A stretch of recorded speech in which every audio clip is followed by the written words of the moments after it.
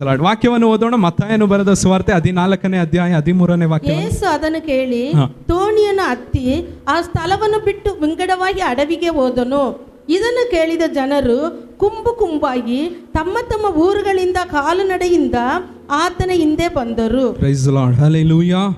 ಈ ವಾಕ್ಯದಲ್ಲಿ ಬರೆಯಲ್ಪಟ್ಟಿದೆ ಯೇಸು ದೋಣಿಯನ್ನು ಹತ್ತಿ ವಿಂಗಡವಾಗಿ ಹೋದರು. ಇದರ ಹಿಂದಿನ ವಾಕ್ಯದಲ್ಲಿ ಬರೆಯಲ್ಪಟ್ಟಿದೆ ಸ್ನಾನಿಕನಾದ ಯೋಹಾನನು, ಜಾನ್ ದ ಬ್ಯಾಪ್ಟಿಸ್ಟ್, ಸ್ನಾನಿಕನಾದ ಯೋಹಾನನು ಸತ್ತ ಸುದ್ದಿಯನ್ನು ಯೇಸು ಕೇಳಿ ಆ ಜಾಗವನ್ನು ಬಿಟ್ಟು ವಿಂಗಡವಾಗಿ ಅಡವಿಗೆ ದೋಣಿಯನ್ನು ಹತ್ತಿ ಹೋಗ್ತಾ ಇದ್ದಾರೆ. ದೋಣಿಯನ್ನು ಹತ್ತಿ ಹೋಗುವಾಗ ನೆಕ್ಸ್ಟ್ ಬರೆಯಲ್ಪಟ್ಟಿದೆ ಯೇಸು ಇಲ್ಲಿ ಇಲ್ಲ ಎಂಬ ಪ್ರೈಸ್ ದಿ ಲಾರ್ಡ್ ಸುದ್ದಿಯನ್ನು ಕೇಳಿದ ಜನರು ಅವರು ಅಲ್ಲಿ ಸುಮ್ಮನಿರಲಿಲ್ಲ. ಅವ್ರು ಏನು ಮಾಡ್ತಾ ಇದ್ದಾರೆ ಅಂದರೆ ನೆಕ್ಸ್ಟ್ ಕಾರ್ಯವು ಬರೆಯಲ್ಪಟ್ಟಿದೆ ಯೇಸು ಇಲ್ಲಿ ಇಲ್ಲ ಎಂಬುದಾಗಿ ತಿಳಿದ ಕೂಡಲೇ ಅವರು ಪ್ರೈಸ್ ದಿ ಲಾರ್ಡ್ ಕಾಲು ನಡಿಗೆಯಾಗಿ ಪ್ರೈಸ್ ದಿ ಲಾರ್ಡ್ ಯೇಸು ಇಲ್ಲಿಲ್ಲ, ಬೋಟ್ ಇಲ್ಲ ಎಂಬುದಾಗಿ ವೆಯ್ಟ್ ಮಾಡಲಿಲ್ಲ, ಬೋಟ್ ನೆಕ್ಸ್ಟ್ ಬರಲಿ ಆಮೇಲೆ ಹೋಗೋಣ ಎಂಬುದಾಗಿ ತಮ್ಮ ಕಾಲು ನಡಿಗೆಯಾಗಿ ಅಡವಿಗೆ ಹೊರಟು ಹೋದರು ಎಂಬುದಾಗಿ ವಾಕ್ಯದಲ್ಲಿ ಬರೆಯಲ್ಪಟ್ಟಿದೆ. ಮೊದಲನೆಯದಾಗಿ ಇಂದು ನಾನು ನಿಮ್ಮ ಮಧ್ಯದಲ್ಲಿ ಮತ್ತಾಯನು ಬರೆದ ಸುವಾರ್ತೆ 14ನೇ ಅಧ್ಯಾಯದಿಂದ 3 ಕಾರ್ಯಗಳನ್ನು ನಿಮ್ಮ ಮಧ್ಯದಲ್ಲಿ ಹೇಳಿಕೊಡಲು ಇಷ್ಟಪಡುತ್ತೇನೆ. ಮ್ಯಾಥ್ಯೂ ಚಾಪ್ಟರ್ 14 3 ಕಾರ್ಯಗಳನ್ನು. ಮೊದಲನೆಯದಾಗಿ ಕಾರಣಗಳನ್ನು ಮುಂದೆ ಇಟ್ಟು ಯೇಸುವನ್ನು ಹುಡುಕದೆ ಇರಬೇಡಿರಿ. ಮೊದಲನೆಯದಾಗಿ ಕಾರಣಗಳನ್ನು ಮುಂದೆ ಇಟ್ಟು ಯೇಸುವನ್ನು ಹುಡುಕದೆ ಇರಬೇಡಿರಿ. Praise the Lord, hallelujah. ಈ ಜನರು ಕಾರಣಗಳನ್ನು ಇಟ್ಟಿರಬಹುದು, ಮುಂದೆ ಇಟ್ಟಿರಬಹುದು. ಏನಂತ ಇಟ್ಟಿರ್ಬೋದು? ನಮ್ಮ ಹತ್ರ ಬೋಟ್ ಇಲ್ಲ, ಬೋಟ್ ಬಂದಮೇಲೆ ಹೋಗೋಣ ಎಂಬುದಾಗಿ ಕಾರಣವನ್ನು ಮುಂದಿಟ್ಟಿರ್ಬೋದು. ಏಸಪ್ಪ ಬೋಟಲ್ಲಿ ಮುಂದೆ ಹೋಗ್ಬಿಟ್ರು, ದೋಣಿಯಲ್ಲಿ ಮುಂದೆ ಹೋಗ್ಬಿಟ್ರು. ನಮ್ಮ ಹತ್ರ ಏನಿಲ್ಲ, ದೋಣಿ ಇಲ್ಲ, ಆದ್ದರಿಂದ ನಾವು ಬರೋದಕ್ಕಾಗಲಿಲ್ಲ ಎಂಬುದಾಗಿ ಕಾರಣವನ್ನು ಮುಂದಿಟ್ಟಿರ್ಬೋದು. ಬ್ರದರ್ ಯಾಕೆ ಚರ್ಚಿಗೆ ಬಂದಿಲ್ಲ? ನಮ್ಮ ಹತ್ರ ಏನಿಲ್ಲ. ಬ್ರದರ್ ಯಾಕೆ ನೀವು ಕರೆಕ್ಟಾಗಿ ಮುಂಚೆ ಥರ ಆರಾಧನೆ ಮಾಡ್ತಾ ಇಲ್ಲ? ಯಾಕೆ ಆಸಕ್ತಿಯಿಂದ ದೇವರನ್ನು ಸ್ತುತಿಸುತ್ತಾ ಇಲ್ಲ? ಮುಂಚೆ ಥರ ಆರೋಗ್ಯವಿಲ್ಲ. ಕಾರಣಗಳನ್ನು ಮುಂದಿಟ್ಟಿರಬಹುದು, ಆದರೆ ಇಲ್ಲಿ ಅವ್ರ ಕಾರಣವನ್ನು ಮುಂದೆ ಇಡಲಿಲ್ಲ. ಯೇಸುವನ್ನು ನೋಡುವುದಕ್ಕೋಸ್ಕರ ಕಾಲು ನಡಿಗೆಯಾಗಿ ಹೋದರು ಎಂಬುದಾಗಿ ವಾಕ್ಯದಲ್ಲಿ ಬರೆಯಲ್ಪಟ್ಟಿದೆ. ಹೇಳೋದಿಕ್ಕೆ ಬಿಟ್ಟರೆ ಎಲ್ಲರಿಗೂ ಕಾರಣಗಳಿರುತ್ತದೆ. ನಿಮ್ಗೆ ಅರ್ಥ ಆಗೋ ರೀತಿಯಲ್ಲಿ ಹೇಳಬೇಕಂದ್ರೆ, ಒಂದು ಕೊಲೆ ಮಾಡಿದ ವ್ಯಕ್ತಿ ಹತ್ರ ಹೋಗ್ಬಿಟ್ಟು ನೀನು ಏನಕ್ಕೋಸ್ಕರ ಕೊಲೆ ಮಾಡಿದೆ ಎಂಬುದಾಗಿ ಹೇಳಿದ್ರೆ ಅವನು ಒಂದು ಕಾರಣವನ್ನು ಹೇಳ್ತಾನೆ. ಕಾರಣ ಇಲ್ಲ ಅಂದರೂ ಕಾರಣವನ್ನು ರೂಪಿಸಿ ಸೃಷ್ಟಿಸಿ ಅವನು ಒಂದು ಕಾರಣವನ್ನು ಹೇಳ್ತಾನೆ. ಕಾರಣ ಇಲ್ಲ ಅಂದರೂ ಕಾರಣವನ್ನು ಹೇಳ್ತಾನೆ.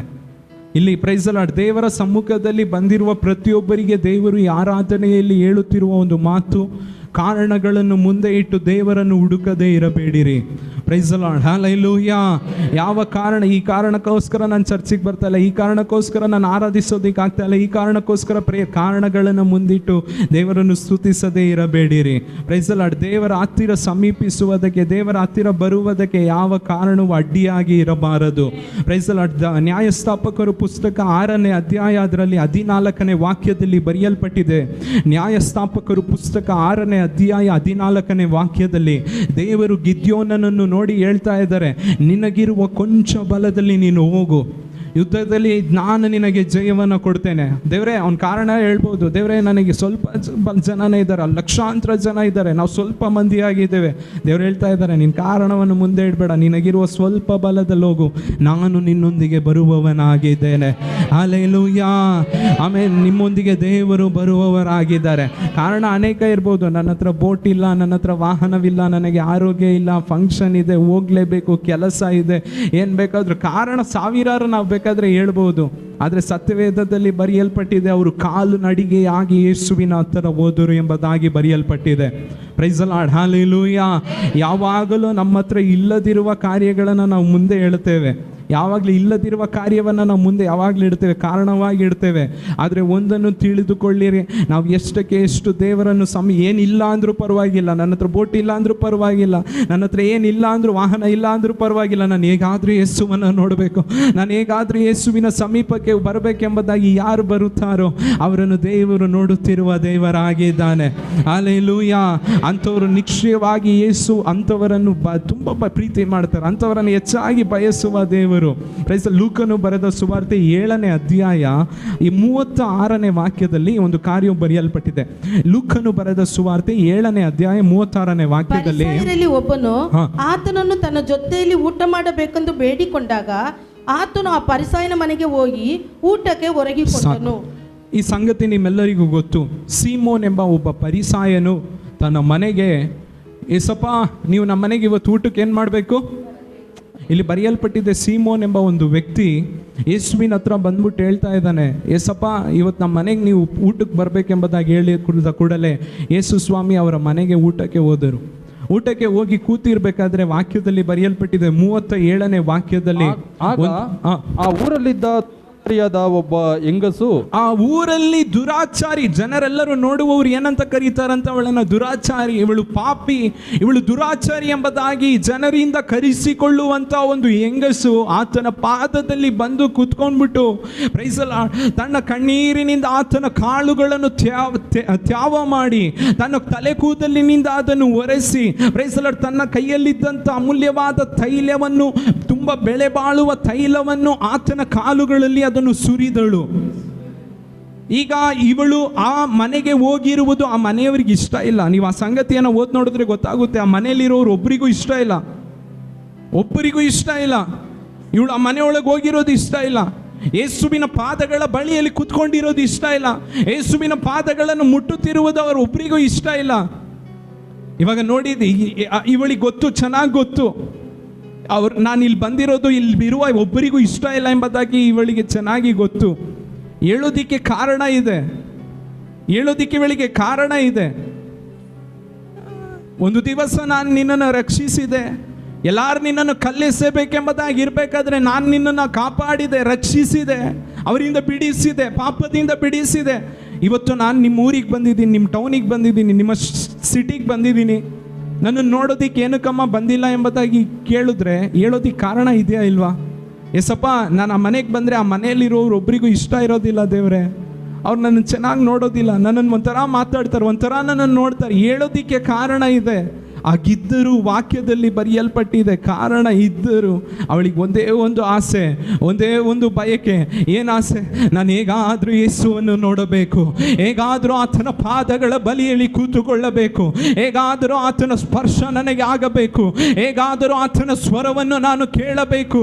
ಕಾರಣಗಳು ಇದ್ದರೂ ಕೂಡ ಅವಳು ಕಾರಣವನ್ನು ಈ ತಡೆಗಳು ಇದ್ದರೂ ಕೂಡ ಅದನ್ನು ದಾಟಿ ದೇವರ ಸನ್ನಿಧಾನಕ್ಕೆ ಬಂದಳು. Praise the Lord, hallelujah. ಇಂದು ಕ್ರೈಸ್ತ ಸಮುದಾಯದಲ್ಲಿ ಅನೇಕ ಜನರು ಅನೇಕ ವಿಧವಾದ ಕಾರಣಗಳನ್ನು ಮುಂದಿಟ್ಟು ದೇವರನ್ನು ಸಮೀಪಿಸುವುದಕ್ಕೆ ಅನೇಕ ತಡೆಗಳನ್ನು ಮುಂದಿಟ್ಟು ಅನೇಕ ಕಾರಣಗಳನ್ನು ಇಟ್ಟು ದೇವರಿಂದ ದೂರ ಹೋಗುವವರಾಗಿದ್ದಾರೆ. ವಾಕ್ಯದಲ್ಲಿ ಬರೆಯಲ್ಪಟ್ಟಿದೆ, ಕಾರಣಗಳಿದ್ದರೂ ಯೇಸು ಅಡವಿಗೆ ಹೋಗಿದ್ದಾರೆ ಎಂಬುದಾಗಿ ಗೊತ್ತಾಗಿದ್ದ ಕೂಡಲೇ ಜನರು ಬಿಡು, ನೆಕ್ಸ್ಟ್ ಬೋಟ್ ಬರುತ್ತಲ್ಲ ಅವಾಗ ಹೋಗೋಣ ಎಂಬುದಾಗಿ ವೆಯ್ಟ್ ಮಾಡಲಿಲ್ಲ. ಇನ್ನು 10 ದಿವಸದಲ್ಲಿ ವಾಪಸ್ ಬಂದ್ಬಿಡ್ತಾರಲ್ಲ, ವೆಯ್ಟ್ ಮಾಡಲಿಲ್ಲ. ಕಾರಣಗಳಿದ್ದರೂ ಅವರು ಕಾಲು ನಡಿಗೆ ಆಗಿ ದೇವರ ಸನ್ನಿಧಾನಕ್ಕೆ ಹೋದರು ಎಂಬುದಾಗಿ ವಾಕ್ಯದಲ್ಲಿ ಬರೆಯಲ್ಪಟ್ಟಿದೆ. Praise the Lord, hallelujah. ಈ ರೀತಿ ಯಾರು ಆತನ ಪಾದದಲ್ಲಿ ಹೋಗುತ್ತಾರೋ, ಈ ರೀತಿ ಯಾರು ಬಯಕೆಯೊಡನೆ ಹೋಗುತ್ತಾರೋ ಅಂಥವರಿಗೆ ನಿಜವಾಗಲೂ ದೇವರು ಕಾಣಿಸಿಕೊಳ್ಳುವ ದೇವರಾಗಿದ್ದಾನೆ. ಈಗ ವಾಕ್ಯದಲ್ಲಿ ಬರೆಯಲ್ಪಟ್ಟಿದೆ, ಜನರು ಕಾಲು ನಡಿಗೆಯಾಗಿ ಯೇಸುವಿನ ಪಾದದಲ್ಲಿ ಯೇಸು ಇರುವಲ್ಲಿಗೆ ಬರ್ತಾ ಇದ್ದಾರೆ. ಏಸಪ್ಪ ಬೋಟಲ್ಲಿ ಹೋಗ್ಬಿಟ್ರು, ಈಗ ಕಾಲು ನಡಿಗೆಯಾಗಿ ಯೇಸು ಹತ್ರ ಬರ್ತಾ ಇದ್ದಾರೆ. ನೆಕ್ಸ್ಟ್ ಏನು ನಡೀತು ನೋಡ್ರಿ, 14ನೇ ವಾಕ್ಯದಲ್ಲಿ ಯೇಸು ಹೊರಗೆ ಬಂದು ಎಂಬುದಾಗಿ ಬರೆಯಲ್ಪಟ್ಟಿದೆ.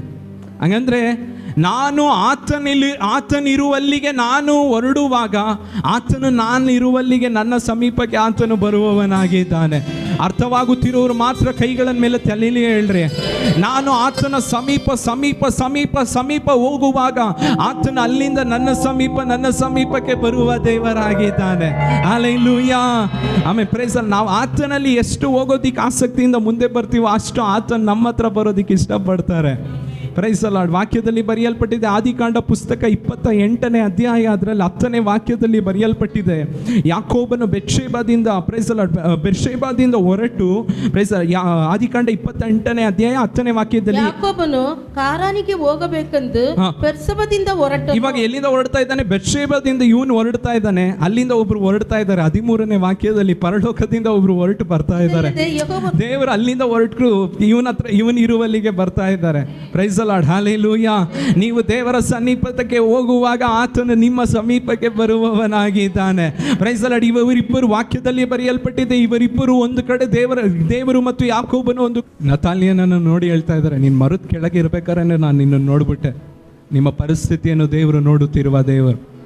ಆ ಪರಿಸ್ಥಿತಿ ಇದ್ದರೂ ನಿನ್ನನ್ನು ನುಡಿಕೊಂಡು ಬಂದಲ್ಲ, ಇದಕ್ಕಿಂತ ದೊಡ್ಡ ಕಾರ್ಯಗಳನ್ನು ನೀನು ಕಾಣ್ತೀಯ. ಆಮೇಲೆ ಆರಾಧನೆ ಹೇಳ್ತೇನೆ, ಅನೇಕ ತಡೆಗಳು ನಿಮಗಿದ್ದಾಗ್ಯೋ ಅದನ್ನು ದಾಟಿ ನೀವು ದೇವರ ಸನ್ನಿಧಾನಕ್ಕೆ ಬಂದಿದ್ದೀರಲ್ಲ, ದೊಡ್ಡ ದೊಡ್ಡ ಕಾರ್ಯಗಳನ್ನು ನಿಮ್ಮ ಜೀವಿತದಲ್ಲಿ ಕಾಣುವಾಗೆ ದೇವರು ಮಾಡುವವರಾಗೇ ಇದ್ದಾರೆ. Praise the Lord, hallelujah. ಸತ್ಯವೇದದಲ್ಲಿ ಅನೇಕ ಮದುವೆಗಳನ್ನು ಕುರಿತು ಬರೆಯಲ್ಪಟ್ಟಿದೆ, ಆದರೆ ಕ್ರಮವಾಗಿ ನಡೆದಂಥ ಮದುವೆ ಈಸಾಕ್ ಮತ್ತು ರೆಬೆಕಳ ಮದುವೆ. ಅನೇಕ ಮದುವೆಗಳ ಕುರಿತು ಬರೆಯಲ್ಪಟ್ಟಿದೆ, ಆದರೆ ಕ್ರಮವಾಗಿ ನಡೆದಂಥ ಮದುವೆ ಈಸಾಕ್ ಮತ್ತು ರೆಬೆಕಳ ಮದುವೆ. ಆದಿಕಾಂಡ ಪುಸ್ತಕ ಅದರಲ್ಲಿ 24ನೇ ಅಧ್ಯಾಯದಲ್ಲಿ ಅಬ್ರಹಾಮನು ತನ್ನ ಹಿರಿಯ ಸೇವಕನನ್ನು ನೋಡಿ ಹೇಳ್ತಾ ಇದ್ದಾರೆ, ನೀನು ನನ್ನ ಮಗನಿಗೆ ಒಂದು ಹೆಣ್ಣನ್ನು ಪ್ರೈಸ್ ದಿ ಲಾರ್ಡ್ ಹೋಗಿ ನೋಡಿಕೊಂಡು ತರಬೇಕೆಂಬುದಾಗಿ ಕೇಳ್ತಾ ಇದ್ದಾರೆ. ಪ್ರಾಮಿಸ್ ಎಲ್ಲ ಮಾಡಿಸ್ಕೊಂಡು ಇವಾಗ ಕಳಿಸ್ಬೇಕಾದ್ರೆ ಇವಾಗ ಅಬ್ರಹಾಮನ ಹಿರಿಯ ಸೇವಕನು ಎಂಬುದಾಗಿ ಬರೆಯಲ್ಪಟ್ಟಿದೆ. ಹಿರಿಯ ಸೇವಕನು ತನ್ನ ಯಜಮಾನನು ಹೇಳಿದ ಹಾಗೆ ಆ ದೇಶದಿಂದ, ಕಾನಾನ್ ದೇಶದಿಂದ ಅಬ್ರಹಾಮನ ಸ್ವಂತ ದೇಶಕ್ಕೆ ಹೋಗ್ತಾ ಇದ್ದಾರೆ. ಅಲ್ಲಿ ಹೆಣ್ಣನ್ನು ತರುವುದಕ್ಕೋಸ್ಕರ ಹೋಗ್ಬೇಕಾದ್ರೆ ಪ್ರೈಸ್ ದಿ ಲಾರ್ಡ್ ಹೋಗ್ಬಿಟ್ಟು ಅಲ್ಲಿ ಅಬ್ರಹಾಮನ ಸೇವಕನು ಪ್ರೈಸ್ ರೆಬೆಕಳ ಮನೆಗೆ ಹೋಗುವ ಪರಿಸ್ಥಿತಿ ಉಂಟಾಯಿತು. ಅಲ್ಲಿ ಹೋಗಿದ ಮೇಲೆ ರೆಬೆಕಳ ತಂದೆ ಮತ್ತು ಅವನ ಸಹೋದರನಿಗೆ ಅವನು ಯಾವ ರೀತಿ ಬಂದ, ಯಾವ ರೀತಿ ದೇವರು ಅದ್ಭುತ ಅತಿಶಯಗಳನ್ನು ನಡೆಸಿದ್ರು ಎಲ್ಲವನ್ನು ವಿವರಿಸಿ ಹೇಳಾಯ್ತು. ಈಗ ಹೇಳಿದ್ಮೇಲೆ ಈಗ ವಾಪಸ್ ಮನೆಗೆ ಹೋಗ್ಬೇಕಾದ್ರೆ ರೆಬೆಕಳನ್ನು ಕರ್ಕೊಂಡು ಹೋಗ್ಬೇಕು. ಈಗ ರೆಬೆಕಳನ್ನು ನಾನು ಕರ್ಕೊಂಡು ಹೋಗ್ತೀನಿ ಎಂಬುದಾಗಿ ಹೇಳ್ಬೇಕಾದ್ರೆ ಅವರು ಒಂದು ಮಾತನ್ನು ಹೇಳ್ತಾರೆ. ರೆಬೆಕಳು ಅವನ ತಾಯಿಯು ಮತ್ತು ಅವನ ಸಹೋದರನು, ರೆಬೆಕಳ ತಾಯಿ ಸಹೋದರನು ಒಂದು ಮಾತನ್ನು ಹೇಳ್ತಾರೆ, ಇನ್ನೊಂದು 10 ದಿವಸ ಇವ್ರು ಏನು ಮಾಡಲಿ, ನಮ್ಮ ಮನೆಯಲ್ಲೇ ಇರಲಿ. 55ನೇ ವಾಕ್ಯದಲ್ಲಿ ಬರೆಯಲ್ಪಟ್ಟಿದೆ, 8ರಿಂದ 10 ದಿವಸ ನಮ್ಮ ಮನೆಯಲ್ಲಿ ಇರಲಿ ಎಂಬುದಾಗಿ ಕೇಳಬೇಕಾದ್ರೆ 58ನೇ ವಾಕ್ಯದಲ್ಲಿ ಪ್ರೈಸ್ ದಿ ಲಾರ್ಡ್ ಅದ್ರ ಮಧ್ಯೆ ಹೇಳ್ತಾನೆ, ಅಬ್ರಹಾಮನ ಸೇವಕನ ಹೇಳ್ತಾನೆ, ಅವಳ ಹತ್ರನೇ ಕೇಳೋಣ, ರೆಬೆಕಳಿಗೆ ಕೇಳೋಣ, ನಾವು ನಮ್ಮ ಜೊತೆ ಬರ್ತಾಳ ಇಲ್ಲಾಂದ್ರೆ ಇಲ್ಲೇ ಇರ್ತಾಳ ಎಂಬುದಾಗಿ ಕೇಳಬೇಕಾದ್ರೆ ಅಬ್ರಹಾಮನ ಸೇವಕನ ಕೇಳ್ತಾ ಇದ್ದಾರೆ. ಇವಾಗ ಅವ್ರ ಹತ್ರ ಎಲ್ಲರೂ ಹೋಗಿ ಕೇಳ್ತಾ ಇದ್ದಾರೆ, ರೆಬೆಕಳೆ ನೀನು ಇಲ್ಲೇ ಇರ್ತೀಯಾ, ಅವ್ರ ಜೊತೆ ಹೋಗ್ತೀಯ ಎಂಬುದಾಗಿ ಹೇಳಿದ ತಕ್ಷಣ ನೆಕ್ಸ್ಟ್ 58ನೇ ವಾಕ್ಯದಲ್ಲಿ ಅವಳು ತಕ್ಷಣ ಹೇಳ್ತಾಳೆ, ನಾನು ಹೋಗುತ್ತೇನೆ ಎಂಬುದಾಗಿ ಹೇಳ್ಬಿಟ್ಲು. Praise the Lord, hallelujah. 59ನೇ ವಾಕ್ಯದಲ್ಲಿ ಪ್ರೈಸ್ ದಿ ಲಾರ್ಡ್, ನಾನು ಒಂದು 10 ದಿವಸ ಇಲ್ಲಿ ಇದ್ಬಿಟ್ಟು ಆಮೇಲೆ ಹೋಗ್ತೀನಿ ಎಂಬುದಾಗಿ ಹೇಳಲಿಲ್ಲ. ಒಂದು 10 ದಿವಸ ಇಲ್ಲಿ ಇದ್ಬಿಟ್ಟು ಆಮೇಲೆ ಹೋಗ್ತೀನಿ ಎಂಬುದಾಗಿ ಹೇಳಲಿಲ್ಲ. ಕೇಳಿದ ಕೂಡಲೇ ಹೇಳ್ತಾ ಇದ್ದಾಳೆ, ನಾನು ಅಲ್ಲಿಗೆ ಹೋಗ್ತೇನೆ. Praise the Lord, hallelujah. ಇದು ನಮ್ಮ ಹೃದಯದ ಬಡಿತವಾಗಿರಬೇಕು. ಇದು ಈ ರೀತಿ ನಮ್ಮ ಆಸಕ್ತಿ ಇರಬೇಕು. ಇಲ್ಲಿ ಯೇಸು ಇಲ್ಲ ಎಂಬುದಾಗಿ ತಿಳಿದ ಕೂಡಲೇ ಯಾವ ರೀತಿ ಜನರು ಆ ಕಾಲ್ನಡೆಯಾಗಿ ಅಲ್ಲಿಗೆ ಹೋದರು, ಅದೇ ರೀತಿ ಇಲ್ಲಿ ಈಸಾಕ್ ಇಲ್ಲ ಎಂಬುದಾಗಿ ತಿಳಿದ ಕೂಡಲೇ, ಈಸಾಕ್ ಅಲ್ಲಿದ್ದಾರೆ ಎಂಬುದಾಗಿ ತಿಳಿದ ಕೂಡಲೇ ತಕ್ಷಣ ಹೇಳ್ತಾ ಇದ್ದಾನೆ, ನಾನು ಹೋಗ್ತೇನೆ ಎಂಬುದಾಗಿ. ಒಂದು 10 ದಿವಸ ನಾನು ಇಲ್ಲಿ ಇದ್ಬಿಟ್ಟು ಬರ್ತೀನಿ ಎಂಬುದಾಗಿ ಹೇಳಲಿಲ್ಲ, ತಕ್ಷಣ ಬರುತ್ತೇನೆ ಎಂಬುದಾಗಿ ಹೇಳೋದನ್ನು ವಾಕ್ಯದಲ್ಲಿ ಬರೆಯಲ್ಪಟ್ಟಿದೆ. ಈಗ ಬಾಗಿಲಲ್ಲಿ ನಿಂತು ನಾನು ತಟ್ಟುತ್ತಾ ಇದ್ದೇನೆ, ಏಸಪ್ಪ ಒಂದು 10 ದಿವಸ ಬಿಟ್ಬಿಟ್ಟು ಬನ್ರಪ್ಪ, ನಾಳೆ ಬನ್ನಿರಿ ಏಸಪ್ಪ, ಇವತ್ತು ಫಂಕ್ಷನಿಗೆ ಹೋಗಬೇಕು ಏಸಪ್ಪ, ಇವತ್ತು ನಮ್ಮ ನೆಂಟರು ಬಂದಿದ್ದಾರೆ, ನಾಳೆ ಬನ್ನಿರಿ ಏಸಪ್ಪ, ನಾಳೆ ಬನ್ನಿರಿ, ನಾಳೆ ತೆಗಿತೀನಿ ನಾನು ಬಾಗ್ಲು. ಆ ರೀತಿಯಲ್ಲ, ಇಲ್ಲಿ ಯೇಸು ಇಲ್ಲ ಎಂಬುದಾಗಿ ತಿಳಿದ ಕೂಡಲೇ ಅವಳು ಹೊರಡುವುದಕ್ಕೆ ಪ್ರಾರಂಭಿಸಿದಳು. Praise the Lord, hallelujah, hallelujah. ನಾನು ಒಬ್ಬರು ಚರ್ಚಲ್ಲಿ ತುಂಬ ಕಷ್ಟದಲ್ಲಿದ್ದಾರೆ, ಕಣ್ಣೀರಿನಲ್ಲಿದ್ದಾರೆ. ಕಣ್ಣೀರಿನಲ್ಲಿ ಬಂದು ಅವ್ರ ಕಣ್ಣೀರು ಯಾವ ರೀತಿ ಕಣ್ಣೀರು ಅಂದರೆ ಆಚೆ ಹೇಳೋದಕ್ಕೆ ಆಗೋದಿಲ್ಲ, ಮನುಷ್ಯನಿಂದ ಅದನ್ನು ಹೊರೆಸಲು ಆಗುವುದಿಲ್ಲ. ಆ ರೀತಿ ಕಣ್ಣೀರಿನಲ್ಲಿದ್ದಾರೆ. ಅವರು ವಾರ ಬಂದು ತುಂಬ ದುಃಖದಲ್ಲಿ ಪ್ರೇಯರ್ ಮಾಡ್ತಾರೆ. ಒಂದು ದಿವಸ ದೇವರು ನನಗೆ ವಾಕ್ಯವನ್ನು ಕೊಟ್ಟು ಕಳಿಸಿದ್ರು, ನಾನು ಅವರ ಕಷ್ಟವನ್ನು ನೋಡಿದ್ದೇನೆ, ನಾನು ಅವರಿಗೆ ಬಿಡುಗಡೆಯನ್ನು ಕೊಡ್ತೇನೆ ಎಂಬುದಾಗಿ ವಾಕ್ಯವನ್ನು ಕೊಟ್ಬಿಟ್ಟು ಕಳಿಸೋದು. ಆ ವಾಕ್ಯವನ್ನು ತಗೊಂಡು ದೇವರ ಸನ್ನಿಧಾನಕ್ಕೆ ಹೋಗಿ ನಾನು ಹೇಳೋದಕ್ಕೋಸ್ಕರ ಮುಂದೆ ನಿಂತಿದ್ದೇನೆ. ಅವರಿಗಿಂತ ನನಗೆ ಹೆಚ್ಚಾದ ಕಣ್ಣೀರು ಉಂಟಾಯಿತು. ಏನಕ್ಕಂದರೆ ಪ್ರತಿ ವಾರ ಬರೋರು ಆ ವಾರ ಅವ್ರು ಯಾವುದೋ ಫಂಕ್ಷನ್ಗೆ ಹೋಗ್ಬಿಟ್ರು. ದೇವರ ವಾಕ್ಯ ನನ್ನ ಕೈಯಲ್ಲಿದೆ, ನಾನು ನಿಮ್ಮನ್ನು ಬಿಡಿಸುತ್ತೇನೆ, ನಾನು ಅದರಿಂದ ಬಿಡಿಸುತ್ತೇನೆ, ನಾನು ರಕ್ಷಿಸ್ತೇನೆ, ನಾನು ನಿನ್ನನ್ನು ಮೇಲೆತ್ತುತ್ತೇನೆ, ವಾಕ್ಯ ಇದೆ. ಕೇಳೋದಿಕ್ಕೆ ಅವರಿಲ್ಲ. ಇಲ್ಲಿ ವಾಕ್ಯದಲ್ಲಿ ಬರೆಯಲ್ಪಟ್ಟಿದೆ, ಯೇಸು ಇಲ್ಲಿ ಅಲ್ಲಿದ್ದಾರೆ ಎಂಬುದಾಗಿ ಕೇಳಿದ ಕೂಡಲೇ ಕಾಲ್ನಡೆಯಾಗಿ ಜನರು ಹೋದರು. ಈಸಾಕನ ಅಲ್ಲಿದ್ದಾನೆ ಎಂಬುದಾಗಿ ಕೇಳಿದ ಕೂಡಲೇ ನಾನು ತಕ್ಷಣ ಹೋಗ್ತೀನಿ ಎಂಬುದಾಗಿ ಹೇಳ್ಬಿಟ್ರು. ಒಂದು 10 ದಿವಸ ಇರ್ತೀನಿ, ಈ ಲೋಕವನ್ನು ನಾನು ಎಂಜಾಯ್ ಮಾಡ್ತೀನಿ, ಒಂದು 10 ದಿವಸ ನಾನು ಇಲ್ಲಿದ್ದರೆ ಏನು ಮಾಡ್ಬೋದು, ಒಳ್ಳೆ ಹಬ್ಬವನ್ನು ಮಾಡಿಬಿಡ್ತಾರೆ. ಅಷ್ಟು ಪ್ರೀತಿ ರೆಬೆಕಳ ಮೇಲೆ, ಎಲ್ಲ ಮನೆಯಲ್ಲೂ ಪ್ರೈಸ್ ರೆಬೆಕಳ ಮೇಲೆ ಅಷ್ಟು ಪ್ರೀತಿ. ಅಣ್ಣ ಹೇಳ್ತಾ ಇದ್ದಾನೆ ಒಂದು 10 ದಿವಸ, ತಾಯಿ ಇಲ್ಲ ನಾನು ಇವತ್ತು ಹೋಗ್ತೀನಿ ಎಂಬುದಾಗಿ ವಾಕ್ಯದಲ್ಲಿ ಹೇಳ್ತಾ ಇದ್ದಾರೆ.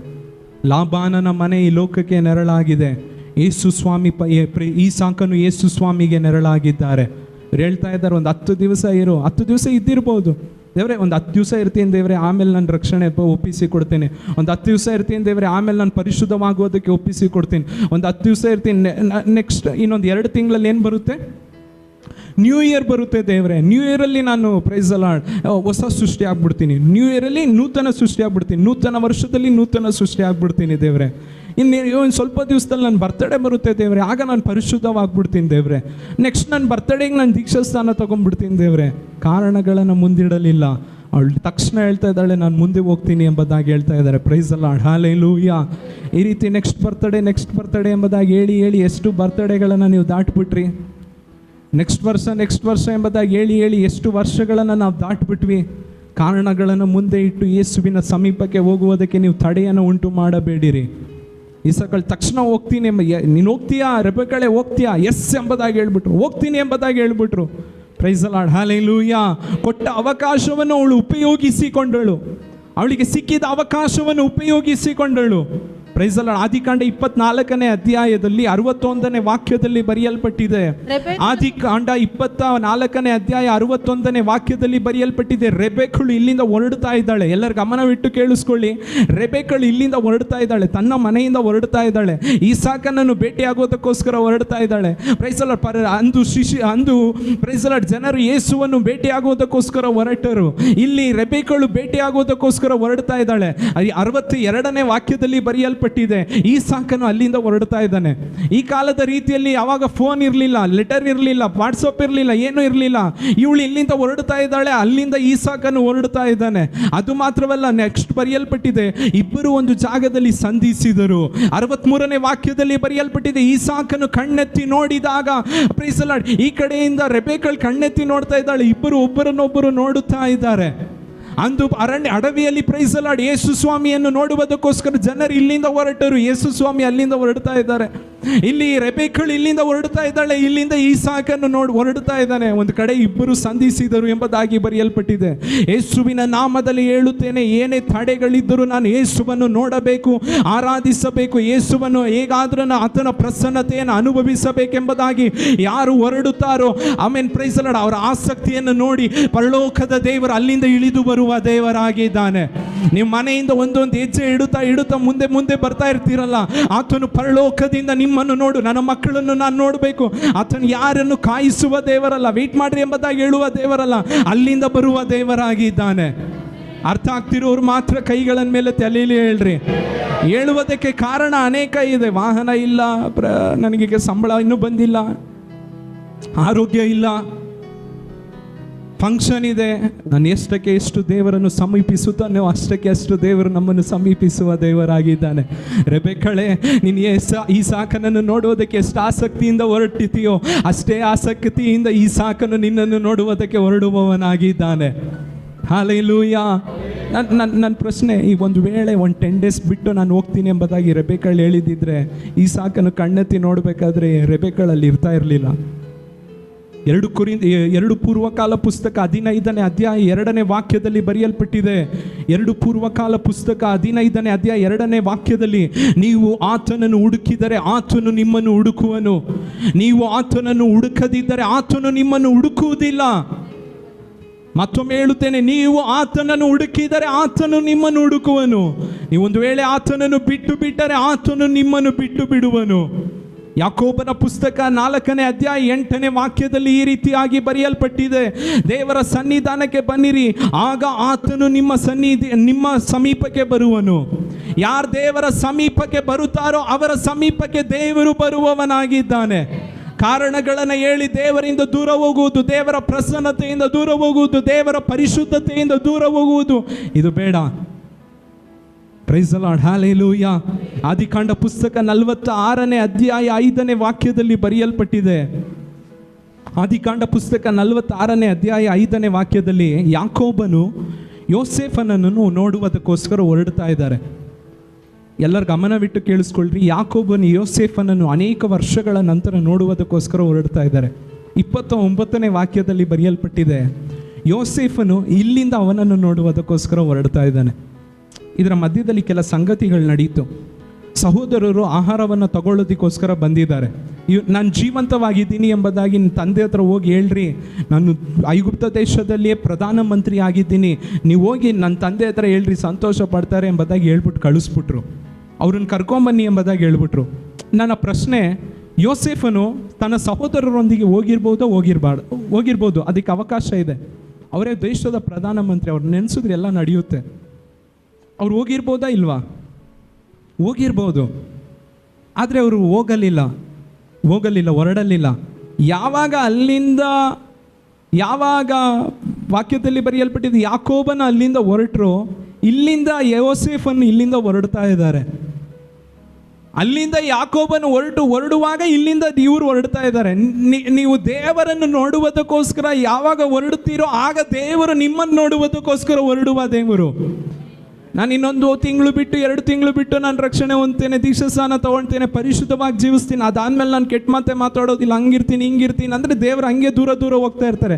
2 ತಿಂಗಳು ನಿಮ್ಮ ನಾಳೆ ಅಂದೋನ್ ಮನೆ, ನಾನೇನು ಹೇಳಿಲ್ಲಪ್ಪ, ನಾಳೆ ಅಂದರೆ ನಾಳೆ ಹೋಗ್ತಾನೆ ಇರುತ್ತೆ. ಇವತ್ತು ನಾನು ದೇವರನ್ನು ನೋಡಬೇಕೆಂಬುದು, ಇವತ್ತು ನಾನು ಪರಿಶುದ್ಧವಾಗಿ ಜೀವಿಸುವುದಕ್ಕೆ ಒಪ್ಪಿಸಿಕೊಡುತ್ತೇನೆಂಬುದಾಗಿ ಯಾರು ಒಪ್ಪಿಸಿಕೊಡುತ್ತಾರೋ ಯೇಸುವಿನ ನಾಮದಲ್ಲಿ ಹೇಳುತ್ತೇನೆ, ದೇವರು ಅಂಥವರನ್ನು, ಅಂಥ ಹೃದಯಗಳನ್ನು ನೋಡುತ್ತಿರುವ ದೇವರು.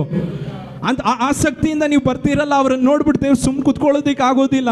ಅಲ್ಲಿ ಕೋಟಿ ದೂತರು ಸಿಂಹಾಸನದಲ್ಲಿ ಆತನು ಇರುವಾಗ ಆತನನ್ನು ಸ್ತುತಿಸುತ್ತಿರುವಾಗಿಯೂ, ಆಮೇಲೆ ಈ ಆಸಕ್ತಿಯಿಂದ ಒಂದು ಹೃದಯ ಬರ್ತಾ ಇದೆ, ಅದನ್ನು ನೋಡ್ಬಿಟ್ಟು ದೇವರು ಸುಮ್ಮನೆ ಕುತ್ಕೊಳ್ಳೋದಕ್ಕೆ ಆಗೋದಿಲ್ಲ.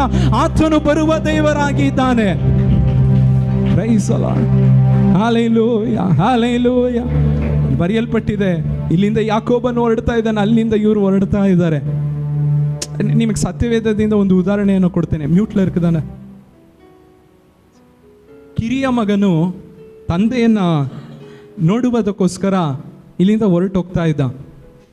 ಕಿರಿಯ ಮಗನು ತಂದೆಯನ್ನು ನೋಡುವುದಕ್ಕೋಸ್ಕರ ಇಲ್ಲಿಂದ ಹೊರಟು ಹೋಗ್ತಾ ಇರಬೇಕಾದ್ರೆ ಭಯದಲ್ಲಿ ಹೋಗ್ತಾ ಇದ್ದಾನೆ, ಸೇರಿಸ್ಕೊಳ್ತಾ ಇದ್ದಾರೆ, ಅನುಮಾನದಲ್ಲಿ ಹೋಗ್ತಾ ಇದ್ದಾನೆ. ಆದರೂ ತಂದೆ ಹೇಗಾದರೂ ನಾನು ಮೀಟ್ ಮಾಡಬೇಕೆಂಬುದಾಗಿ ಇವನು ಒಂದೊಂದು ಹೆಜ್ಜೆ ಸತ್ಯವೇದದಲ್ಲಿ ಬರೆಯಲ್ಪಟ್ಟಿದೆ. ದುಃಖದಲ್ಲಿ ಒಂದೊಂದೇ ಹೆಜ್ಜೆ ಇಡ್ತಾ ಹೋಗ್ತಾ ಇದ್ದಾನೆ. ವಾಕ್ಯದಲ್ಲಿ ಬರೆಯಲ್ಪಟ್ಟಿದೆ. ಲೂಕನು ಬರೆದ ಸುವಾರ್ತೆ 15ನೇ ಅಧ್ಯಾಯ 20ನೇ ವಾಕ್ಯದಲ್ಲಿ, ಲೂಕ್ ಚಾಪ್ಟರ್ 15 ವರ್ಸ್ 20, ಅವನು ಇನ್ನೂ ದೂರದಲ್ಲಿ ಇರುವಾಗಲೇ ಅವನ ತಂದೆಯು ಅವನನ್ನು ಕಂಡು ಕನಿಕರಪಟ್ಟು ಓಡಿ ಹೋಗಿ ಅವನನ್ನು ಅಪ್ಪಿಕೊಂಡು ಅವನಿಗೆ ಮುದ್ದಿಟ್ಟು, ಹಲ್ಲೆಲೂಯಾ. ನೀವು ದೇವರ ಸನ್ನಿಧಾನಕ್ಕೆ ಅವಾಗ್ಲಿಂದ ಹೇಳ್ತಾ ಇದ್ದೀನಿ, ನೀವು ಎಷ್ಟು ಆತನ ಸಮೀಪಕ್ಕೆ ಬರ್ತೀರೋ ಅಷ್ಟು ಆತನ ಆಸಕ್ತಿಯಿಂದ ನಿಮ್ಮ ಸಮೀಪಕ್ಕೆ ಬರುವವನಾಗಿದ್ದಾನೆ. ನನ್ನನ್ನು ಪರಿಶುದ್ಧವಾಗಿ ಜೀವಿಸುವುದಕ್ಕೆ ಒಪ್ಪಿಸಿಕೊಡುತ್ತೇನೆ ಎಂಬುದಾಗಿ ತೀರ್ಮಾನ ತಗೊಂಡು ಯಾರು ಮುಂದಕ್ಕೆ ಬರುತ್ತಾರೋ ಅವರ ಜೀವಿತದಲ್ಲಿ ಆತನು ಆಶೀರ್ವದಿಸುವುದಕ್ಕೋಸ್ಕರ ಮುಂದಕ್ಕೆ ಬರುವವನಾಗಿದ್ದಾನೆ. ನಮ್ಮವರು ಮಾತ್ರ ಒಂದು ನಿಮಿಷ ಕೈಗಳ ಮೇಲೆ ತಲೆಯಲೇ ಹೇಳ್ರಿ, ಹಲ್ಲೆಲೂಯಾ. ಮೋಶೆಗೆ ಒಂದು ಮಾತನ್ನ ದೇವರು ಹೇಳಿದ್ರು, ಏಸಪ್ಪ ಪರಲೋಕದ ದೇವರು ಹೇಳಿದ್ರು, ನನ್ನ ಸಮೀಪದಲ್ಲಿ ಒಂದು ಜಾಗ ಇದೆ ಮೋಶೆ, ನಾನು ನೋಡಿದವ್ರು ಇದುವರೆಗೂ ಯಾರೂ ಜೀವಿಸಿಲ್ಲ, ಎಲ್ಲ ಹೋಗ್ಬಿಟ್ರು. ಆದರೆ ನನ್ನ ಸಮೀಪದಲ್ಲಿ ಒಂದು ಜಾಗ ಇದೆ, ಬಂಡೆ ಬಿರುಕಲ್ಲಿ ನಿನ್ನನ್ನು ಇಟ್ಟು ಕಾಪಾಡ್ತೇನೆ, ನೀನು ನನ್ನ ಸಮೀಪಕ್ಕೆ ಬಾ ಎಂಬುದಾಗಿ ಹೇಳಿದ ತಕ್ಷಣ ಮೋಶೆ ಬೆಳಿಗ್ಗೆನೇ ಎದ್ದು ರೆಡಿಯಾಗಿ, ವಾಕ್ಯದಲ್ಲಿ ಬರೆಯಲ್ಪಟ್ಟಿದೆ, ಬೆಳಿಗ್ಗೆನೇ ಎದ್ದು ಮುಂಜಾನೆ ಎದ್ದು ರೆಡಿಯಾಗಿ ಸಿದ್ಧವಾಗಿ ಒಳ್ಳೆ ಡ್ರೆಸ್ ಹಾಕಿ ಪ್ರೈಸ್ ದಿ ಲಾರ್ಡ್ ದೇವರ ಸನ್ನಿಧಾನಕ್ಕೆ ಹೋಗ್ಬೇಕೆಂಬುದಾಗಿ ಇವನು ಪರ್ವತವನ್ನು ಹತ್ತಿ ಮೇಲೆ ಪರ್ವತಕ್ಕೆ ಹೋಗ್ತಾ ಇದ್ದಾನೆ. ಪರಲೋಕದ ದೇವರು ಪರವನ್ನು ಬಿಟ್ಟು ಕೆಳಗೆ ಇಳಿದು ಬೀಳಿದು ತನ್ನ ಸನ್ನಿಧಾನಕ್ಕೆ ಬಂದರು. ಇವನು ಕೆಳಗಿಂದ ಮೇಲೆ ಹೋಗ್ತಾ ಇದ್ದಾನೆ, ಅವ್ರ ಮೇಲಿಂದ ಕೆಳಗೆ ಬರ್ತಾ ಇದ್ದಾರೆ ಇವನು ನೋಡೋದಕ್ಕೋಸ್ಕರ. ಸ್ವಲ್ಪ ಹೊತ್ತು ವೆಯ್ಟ್ ಮಾಡಲಿ, ಆಮೇಲೆ ಹೋಗೋಣ ಎಂಬುದಾಗಿ ವೆಯ್ಟ್ ಮಾಡಲಿಲ್ಲ. ದೇವರ ಮಕ್ಕಳನ್ನು ಆತನು ಕಾಯಿಸುವ ದೇವರಲ್ಲ. ನೀವು ಆಸಕ್ತಿಯಿಂದ ಆತನನ್ನು ನೋಡಬೇಕೆಂಬುದಾಗಿ ಬಂದರೆ ಪ್ರೈಸ್ ದಿ ಲಾರ್ಡ್ ನಿಮ್ಮನ್ನು ನೋಡುವುದಕ್ಕೋಸ್ಕರ ಆತನು ಇಳಿದು ಬರುವವನಾಗಿದ್ದಾನೆ. ವಾಕ್ಯದಲ್ಲಿ ಬರೆಯಲ್ಪಟ್ಟಿದೆ ಪ್ರೈಸ್ ದಿ ಲಾರ್ಡ್, ಈ ಸಂಧಿಸುವಿಕೆ ಅವನ ಜೀವಿತವನ್ನೇ ಮಾರ್ಪಟ್ಟಿಸಿತು, ಅವನ ಮುಖವು ಪ್ರಕಾಶಿಸಿತು, ಅವನ ಸೇವೆಯು ಮಾರ್ಪಟ್ಟಿತ್ತು, ಲಕ್ಷಾಂತರ ಜನರಿಗೆ ಅವನನ್ನು ತಂದೆಯಾಗಿ ಮಾರ್ಪಡಿಸಿದರು.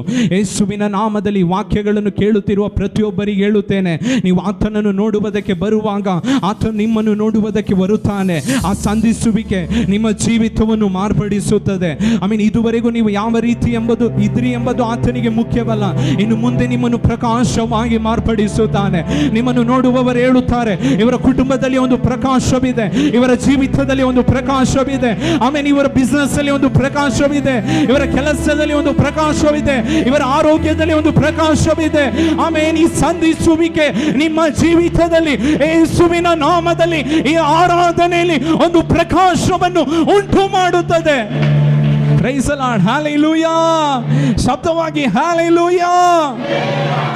ವಾಕ್ಯದಲ್ಲಿ ಬರೆಯಲ್ಪಟ್ಟಿದೆ, ಇಲ್ಲಿಂದ ಇವನು ಹೊರಡ್ತಾ ಇದ್ದಾನೆ, ಅಲ್ಲಿಂದ ದೇವರು ಹೊರಡ್ತಾ ಇದ್ದಾರೆ. Praise the Lord, hallelujah. ಈ ಸಂಧಿಸುವಿಕೆ ನಮ್ಮ ಜೀವಿತದಲ್ಲಿ ತುಂಬ ಮುಖ್ಯ. ದೇವರ ಸನ್ನಿಧಾನಕ್ಕೆ ಬಂದೆ, ದೇವರ ಸ್ಪರ್ಶಿಸುವಿಕೆ ಉಂಟಾಯಿತು, ದೇವರ ಪ್ರಸನ್ನತೆ ನಾನು ಅನುಭವಿಸಿದೆ. ಈ ಅನುಭವಕ್ಕೆ ನಾವು ಬರಬೇಕು. Praise the Lord, hallelujah. ವಾಕ್ಯದಲ್ಲಿ ಬರೆಯಲ್ಪಟ್ಟಿದೆ, ಒಂದು 10 ದಿವಸ ವೆಯ್ಟ್ ಮಾಡಿರಿ ಆಮೇಲೆ ಹೋಗ್ರಿ ಎಂಬುದಾಗಿ ಹೇಳಿದಾಗ, ಸರಿ 10 ದಿವಸ ವೆಯ್ಟ್ ಮಾಡೋಣ, ಆಮೇಲೆ ಹೋಗೋಣ. 10 ದಿವಸ ಈ ಲೋಕದಲ್ಲಿ ಒಳ್ಳೆ ಹಬ್ಬ ಮಾಡಿಬಿಡ್ತಾರೆ ನಮ್ಮ ತಂದೆ, ಒಳ್ಳೆ ಹಬ್ಬ ಮಾಡಿಸ್ತಾನೆ ನಮ್ಮ ಅಣ್ಣ ಎಂಬುದಾಗಿ ಹೇಳ್ಬಿಟ್ಟು ಇರಲಿಲ್ಲ. ನಾನು ತಕ್ಷಣ ಹೊರಡ್ತೀನಿ ಎಂಬುದಾಗಿ ರೆಬೇಕಳು ಹೊರಟಳು. 10 ದಿವಸ ನೆಕ್ಸ್ಟ್ ಬೋಟ್ ಬರೋದವರೆಗೂ ವೆಯ್ಟ್ ಮಾಡೋಣ ಬಿಡು. 10 ದಿವಸದ ನಂತರ ಮತ್ತೆ ಯೇಸು ಎಲ್ಲಿಗೆ ಬರಬೇಕು? ಬಾಡಿಗೆ ಬೋಟಲ್ಲಿ ಹೋಗಿದ್ದಾರೆ, ಮತ್ತೆ ಎಲ್ಲಿಗೆ ಬರಬೇಕು? ಇಲ್ಲೇ ಬರಬೇಕು, ಇದೇ ಊರಿಗೆ ಬರಬೇಕು. ಆವಾಗ ನೋಡ್ಕೊಳ್ಳೋಣ ಎಂಬುದಾಗಿರಲಿಲ್ಲ ಬಿಡು. ನೆಕ್ಸ್ಟ್ ವರ್ಷ ನೋಡ್ಕೊಳ್ಳೋಣ ಎಂಬುದಾಗಿರಲಿಲ್ಲ. ನೆಕ್ಸ್ಟ್ ವರ್ಷ ನಾವು ಪರಿಶುದ್ಧವಾಗೋಣ ಇರಲಿಲ್ಲ. ನೆಕ್ಸ್ಟ್ ವರ್ಷ ನಾವು ದೀಕ್ಷಾಸ್ನಾನ ತಗೊಳ್ಳೋಣ ಇರಲಿಲ್ಲ. ಕೊಟ್ಟಲ್ಪಟ್ಟ ಸಮಯವನ್ನು ಅವರು ಉಪಯೋಗಿಸಿಕೊಂಡರು. ನಾನು ಹೇಗಾದರೂ ಈ ಸಾಕನನ್ನು ನೋಡಬೇಕು, ನಾನು ಹೇಗಾದರೂ ಯೇಸುವನ್ನು ನೋಡಬೇಕು. ಈ ಅನುಭವಕ್ಕೆ ಪ್ರತಿಯೊಬ್ಬರು ಬರಬೇಕು. Praise the Lord, hallelujah, hallelujah. ವಾಕ್ಯದಲ್ಲಿ ಬರೆಯಲ್ಪಟ್ಟಿದೆ, ಪ್ರೈಸ್ ದಿ ಲಾರ್ಡ್, ಈ ಸಾಕನ್ನು ಕಣ್ಣೆತ್ತಿ ನೋಡಿದಾಗ ಅಲ್ಲಿ ರೆಬೆಕಳನ್ನು ಕಾಣಿಸುತ್ತಾ ಇದ್ದಾರೆ. ಒಂದು ವೇಳೆ ಇವರು ಒಂದು 10 ದಿವಸ ಬಿಟ್ಟು ಹೋಗ್ತೀನಿ ಎಂಬುದಾಗಿ ಇದ್ದಿದ್ದರೆ ಈ ಸಾಕನ್ನು ಕಣ್ಣೆತ್ತಿ ನೋಡಬೇಕಾದ್ರೆ ಅಲ್ಲಿ ರೆಬೆಕಳು ಇರ್ತಾ ಇರಲಿಲ್ಲ, ಅಲ್ಲಿ ರೆಬೆಕಳು ಕಾಣಿಸ್ತಾ ಇರಲಿಲ್ಲ. ಅದರಿಂದ ಅವಳು ಹೇಳ್ತಾ ಇದ್ದಾಳೆ, ನಾನು ಈಗಲೇ ಹೋಗ್ತೀನಿ. ಇವಾಗ ಈ ಪ್ರೈಸ್ ದಿ ಲಾರ್ಡ್, ನೀವು ಒಂದನ್ನು ತಿಳಿದುಕೊಳ್ಳ್ರಿ, ಪರಲೋಕದ ದೇವರು ನಿಮ್ಮನ್ನು ನೋಡುವಾಗ ನೀವು ಕಾಣಿಸ್ಬೇಕಂದ್ರೆ ನಿಮಗೆ ಕೊಡಲ್ಪಟ್ಟಿರುವ ಸಮಯವನ್ನು ನೀವು ಉಪಯೋಗಿಸಿಕೊಳ್ಳ್ರಿ. ಈಗಲೇ ರಕ್ಷಣೆಯನ್ನು ಹೊಂದಿಕೊಳ್ಳ್ರಿ, ಈಗಲೇ ಮನ ತಿರುಗುವಿಕೆಯನ್ನು ಹೊಂದಿಕೊಳ್ಳ್ರಿ, ಈಗಲೇ ಪರಿಶುದ್ಧವಾಗಿ ಜೀವಿಸುವುದಕ್ಕೆ ಒಪ್ಪಿಸಿಕೊಡ್ರಿ, ಈಗಲೇ ದೀಕ್ಷಾಸ್ಥಾನಕ್ಕೆ ಒಪ್ಪಿಸಿಕೊಡ್ರಿ. ನೆಕ್ಸ್ಟ್ ನೋಡೋಣ ಎಂಬುದಾಗಿ ಬಿಟ್ಟರೆ ಆತನ ಕಣ್ಣೆತ್ತಿ ನೋಡಬೇಕಾದ್ರೆ ನೀವು ಅಲ್ಲಿ ಇರೋದಿಲ್ಲ. ಅರ್ಥ ಆಗ್ತಿರುವವರು ಮಾತ್ರ ಕೈಗಳನ್ನು ಮೇಲೆ ತಲೆಯಲ್ಲೇ ಹೇಳ್ರಿ. ಹಲ್ಲೆಲೂಯಾ. ಮತ್ತಾಯನು ಬರೆದ ಸುವಾರ್ತೆ ಅದರಲ್ಲಿ 14 ಮೊದಲನೆಯದಾಗಿ ಕಾರಣಗಳನ್ನು ಮುಂದಿಟ್ಟು ನಾವು ಏನು ಮಾಡಬಾರ್ದು? ದೇವರನ್ನು ಹುಡುಕದೇ ಇರಬಾರದು. ಎಲ್ಲರೂ ಹೇಳ್ರಿ, ಕಾರಣಗಳನ್ನು ಮುಂದಿಟ್ಟು ದೇವರನ್ನು ಹುಡುಕದೇ ಇರಬಾರದು. Praise the Lord. ಎರಡನೆಯದಾಗಿ ಮತ್ತಾಯನು ಬರೆದ ಸುವಾರ್ತೆ 14ನೇ ಅಧ್ಯಾಯ 15ನೇ ವಾಕ್ಯದಲ್ಲಿ ಬರೆಯಲ್ಪಟ್ಟಿದೆ, ಸಂಜೆ ಆದಾಗ ಶಿಷ್ಯರು ಆತನ ಬಳಿಗೆ ಬಂದು, ಇದು ಅಡವಿ, ಈಗ ಒತ್ತು ಹೋಯಿತು, ಈ ಕುಂಬಿಗೆ ಅಪ್ಪಣೆ ಕೊಡು, ಅವರು ಹಳ್ಳಿಗಳಿಗೆ ಹೋಗಿ ಆಹಾರ ಪದಾರ್ಥಗಳನ್ನು ಕೊಂಡುಕೊಳ್ಳಲಿ ಎಂದು ಹೇಳಲಾಗಿ. ಸಾಕು. Praise the Lord. ಈ ಜನರಿಗೆ ಅವಶ್ಯಕತೆ ಇದೆ, ಇಲ್ಲಿರುವ ಜನರೆಲ್ಲರಿಗೂ ಅವಶ್ಯಕತೆ ಇದೆ. ಶಿಷ್ಯರು ಹೇಳ್ತಾ ಇದ್ದಾರೆ, ಅವರ ಅವಶ್ಯಕತೆಗಳನ್ನು ಪೂರೈಸುವುದಕ್ಕೋಸ್ಕರ ಅವರನ್ನು ಏನು ಮಾಡಿಬಿಡ್ರಿ, ಕಳುಹಿಸಿಬಿಡ್ರಿ ಅವರನ್ನು ಎಂಬುದಾಗಿ ಶಿಷ್ಯರು ಹೇಳ್ತಾ ಇದ್ದಾರೆ. ಮೊದಲನೆಯದಾಗಿ ಕಾರಣಗಳನ್ನು ಮುಂದಿಟ್ಟು ದೇವರನ್ನು ಹುಡುಕದೇ ಇರಬೇಡಿರಿ. ಎರಡನೆಯದಾಗಿ ನಿಮ್ಮ ಅವಶ್ಯಕತೆಗಳಿಗೋಸ್ಕರ ದೇವರನ್ನು ಬಿಟ್ಟು ಹಿಂತಿರುಗಿ ಹೋಗಬೇಡಿರಿ. ಮತ್ತೊಮ್ಮೆ ಹೇಳುತ್ತೇನೆ, ನಿಮ್ಮ ಅವಶ್ಯಕತೆಗಳಿಗೋಸ್ಕರ ನೀವು ದೇವರನ್ನು ಬಿಟ್ಟು ದೂರ ಹೋಗಬೇಡಿರಿ. ಇಂದು ಅನೇಕರು ದೇವರನ್ನು ಹುಡುಕದೇ ಇರಲು ಕಾರಣ, ತಮ್ಮ ಏನೋ ಒಂದು ಅವಶ್ಯಕತೆ ಇರುತ್ತೆ, ತಮ್ಮ ಅವಶ್ಯಕತೆಗಳಿಗೋಸ್ಕರ ಯಾವುದೋ ಒಂದು ಡೋರ್ ಓಪನ್ ಆಗಿರುತ್ತೆ. ಇನ್ನು ನಿಮ್ಗೆ ಅರ್ಥ ಆಗೋ ರೀತಿ ಸಿಂಪಲ್ ಆಗಿ ಹೇಳ್ಬೇಕಂದ್ರೆ, ಸೋಮವಾರದಿಂದ ಶನಿವಾರವರೆಗೂ ಮಾಡಿರೋ ಕೆಲಸಕ್ಕೆ ಭಾನುವಾರ ಸಂಬಳ ಕೊಡ್ತೀನಿ ಎಂಬುದಾಗಿ ಹೇಳಿರ್ತಾರೆ. ಆರಾಧನೆಯನ್ನು ಬಿಟ್ಟು ತಮ್ಮ ಅವಶ್ಯಕತೆಗಳಿಗೋಸ್ಕರ ದೇವರನ್ನು ಬಿಟ್ಟು ಹೋಗುವುದು. 3 ಅವರ್ ವಾರ ಫುಲ್ ಇದ್ದೆ, ನಾನು 3 ಅವರ್ ಅಷ್ಟೇ ದೇವರ ಸನ್ನಿಧಾನದಲ್ಲಿದ್ದೇನೆ, ಈ 3 ಅವರ್ ಮುಗಿಸ್ಕೊಂಡು ಬರ್ತೀನಿ ಎಂಬುದಾಗಿ ಹೇಳೋದಕ್ಕೆ ನಮ್ಮ ಮುದ್ದಾದ ಬಾಯಿಗಳು ಬರೋದಿಲ್ಲ. ಮಧ್ಯಾಹ್ನ ಬರ್ತೇನೆ ಎಂಬುದಾಗಿ ಹೇಳೋದಕ್ಕೆ ಬರೋದಿಲ್ಲ. ಆ ಆರಾಧನೆ ಟೈಮಲ್ಲೇ ನಾನು ಹೋಗ್ಬೇಕು. ನಮ್ಮ ಅವಶ್ಯಕತೆಗಳಿಗೋಸ್ಕರ ನಾವು ದೇವರನ್ನು ಬಿಟ್ಟು ಹಿಂತಿರುಗಿ ಹೋಗಬಾರದು. Praise the Lord, hallelujah. Praise the Lord. ನೀವು ಇರುವುದು ಅಡವಿಯಾಗಿದ್ದರು, ಪ್ರೈಸ್ ದಿ ಲಾರ್ಡ್, ನೀವಿರುವುದು ಅರಣ್ಯವಾಗಿದ್ದರು. ವಾಕ್ಯದಲ್ಲಿ ಅಲ್ಲಿ ಏನಿಲ್ಲ, ಅಡವಿ ಅಲ್ಲಿ ಏನಿಲ್ಲ. ಬರೀ 5,000 ಗಂಡಸರು ಮಾತ್ರ, ಹೆಚ್ಚು ಕಡಿಮೆ 5,000 ಜನರಿದ್ದಾರೆ. ಹೋಗ್ಲಿ, ಈ ಅಡವಿಯಲ್ಲಿ ಏನಿದೆ? ಏನಿಲ್ಲ, ಬರೀ 5 ರೊಟ್ಟಿ ಇದೆ. ಅದಕ್ಕೇನು ಮಾಡ್ತೀರಾ? ನಾನು ಅಡವಿಯನ್ನು ಬಿಟ್ಟು ಹೋಗ್ತೇನೆ. ಏನನ್ನ ಬಿಟ್ಟು ಹೋಗ್ತೀರಾ ಎಂಬುದಾಗಿ ಕೇಳಿದ್ರೆ ಅಡವಿಯನ್ನು ಬಿಟ್ಟು ಹೋಗ್ತೇನೆ ಎಂಬುದಾಗಿ ಹೇಳ್ಬೋದು. ಯಾರನ್ನ ಬಿಟ್ಟು ಹೋಗ್ತೀಯಾ ಎಂಬುದಾಗಿ ಕೇಳಿದ್ರೆ ಯೇಸುವನ್ನು ಬಿಟ್ಟು ಹೋಗ್ತೀನಿ ಅಂತಾನೆ ಹೇಳ್ಬೇಕು. ಏನನ್ನು ಬಿಟ್ಟು ಹೋಗ್ತೀಯಾ ನೀನು? ಅಡವಿಯನ್ನು ಬಿಟ್ಟು ಹೋಗ್ತೀನಿ. ಯಾರನ್ನು ಬಿಟ್ಟು ಹೋಗ್ತೀಯಾ? ನಿಮ್ಮ ಅವಶ್ಯಕತೆಗಳಿಗೋಸ್ಕರ ಯೇಸುವನ್ನು ಬಿಟ್ಟು ಹೋಗಬೇಡಿರಿ. ನೀವಿರುವುದು ಅಡವಿಯಾಗಿದ್ದರೂ ನಿಮಗೆ ಬೇಕಾಗಿರುವುದನ್ನು ಆತನು ಒದಗಿಸಿಕೊಡುವವನಾಗಿದ್ದಾನೆ. Praise the Lord, hallelujah. ನಾವು ನೋಡಬೇಕಾದ್ರೆ ಪ್ರೈಸ್ ದ ಲಾರ್ಡ್, ಇವರ ಅವಶ್ಯಕತೆಗಳಿಗೋಸ್ಕರ ಶಿಷ್ಯರು ಹೇಳ್ತಾ ಇದ್ರು, ಇವರನ್ನು ಹೇಗಾದ್ರೂ ಕಳಿಸ್ಬಿಡ್ರಿ ಎಂಬುದಾಗಿ ಹೇಳ್ಬೇಕಾದ್ರೆ ಈ ವಾಕ್ಯದಲ್ಲಿ ಬರೆಯಲ್ಪಟ್ಟಿದೆ. ಪ್ರೈಸ್ ದ ಲಾರ್ಡ್, ದೇವ್ರು ಹೇಳ್ತಾ ಇದ್ರು, ಬೇಡ ಇಲ್ಲೇ ಇರಲಿ. ನಾನು ಒಂದು ವೇಳೆ ನನ್ನ ಅವಶ್ಯಕತೆಗಳಿಗೋಸ್ಕರ ಯೇಸುವನ್ನು ನಾನು ಬಿಟ್ಟು ಹೋದರೆ ನನಗೆ ಒಂದು ದಿವಸ ಸಂಬಳ ಸಿಗುತ್ತೆ, ಒಂದು ಸ್ವಲ್ಪ ಆಹಾರ ಸಿಗಬಹುದು. ಆದರೆ ಅಪ್ಪ ಎಂಬುದಾಗಿ ಕೂಗೋದಕ್ಕೆ ಆತನು ನಮ್ಮ ಪಕ್ಕದಲ್ಲಿ ಇರೋದಿಲ್ಲ. ಒಂದು ದಿವಸದ ಆಹಾರ ನಮಗೆ ಎಕ್ಸ್ಟ್ರಾ ಬರ್ಬೋದು, ಸ್ವಲ್ಪ ಸಂಬಳ ಎಕ್ಸ್ಟ್ರಾ ಬರ್ಬೋದು, ಆದರೆ ಅಪ್ಪ ಅಂತ ಕೂಗೋದಕ್ಕೆ ಆತನ ಸಮೀಪದಲ್ಲಿ ಇರುವುದಿಲ್ಲ. ಇಲ್ಲಿ ವಾಕ್ಯದಲ್ಲಿ ಬರೆಯಲ್ಪಟ್ಟು ಶಿಷ್ಯರು ಹೇಳ್ತಾ ಇದ್ದಾರೆ, ಇವರನ್ನು ಕಳಿಸ್ಬಿಡ್ರಿ. ಏಸಪ್ಪ ಹೇಳ್ತಾ ಇದ್ದಾರೆ, ಇವ್ರು ಕಳಿಸ್ಬಿಡ್ರಿ, ಇಲ್ಲೇ ಇರಲಿ, ಕುಂಡಿಸ್ಬಿಡ್ರಿ ಎಂಬುದಾಗಿ. ನಾವಿರುವುದು ಅರಣ್ಯವಾಗಿದ್ದರೂ ನಮಗೆ ಬೇಕಾದದ್ದನ್ನು ಆತನನ್ನು ಬಿಟ್ಟು ಹುಡುಕಬಾರದು, ಆತನೊಳಗೆ ನಾವು ಹುಡುಕಬೇಕು. Price the Lord, hallelujah. ಅವಶ್ಯಕತೆ ಗೊತ್ತಾದ ಕೂಡಲೇ ಎಲ್ಲರೂ ಕಳಿಸ್ಬಿಡಿ, ಹೇಗಾದ್ರೆ ನಿಲ್ಲಿದ್ರೆ ತಲೆನೋವು ಇಲ್ಲ, ಕುತ್ಕೊಳ್ಳೋಕೆ ಹೇಳು ಎಂಬುದಾಗಿ ವಾಕ್ಯದಲ್ಲಿ ಹೇಳ್ಬಿಟ್ಟು 19ನೇ ವಾಕ್ಯದಲ್ಲಿ ಬರೆಯಲ್ಪಟ್ಟಿದೆ.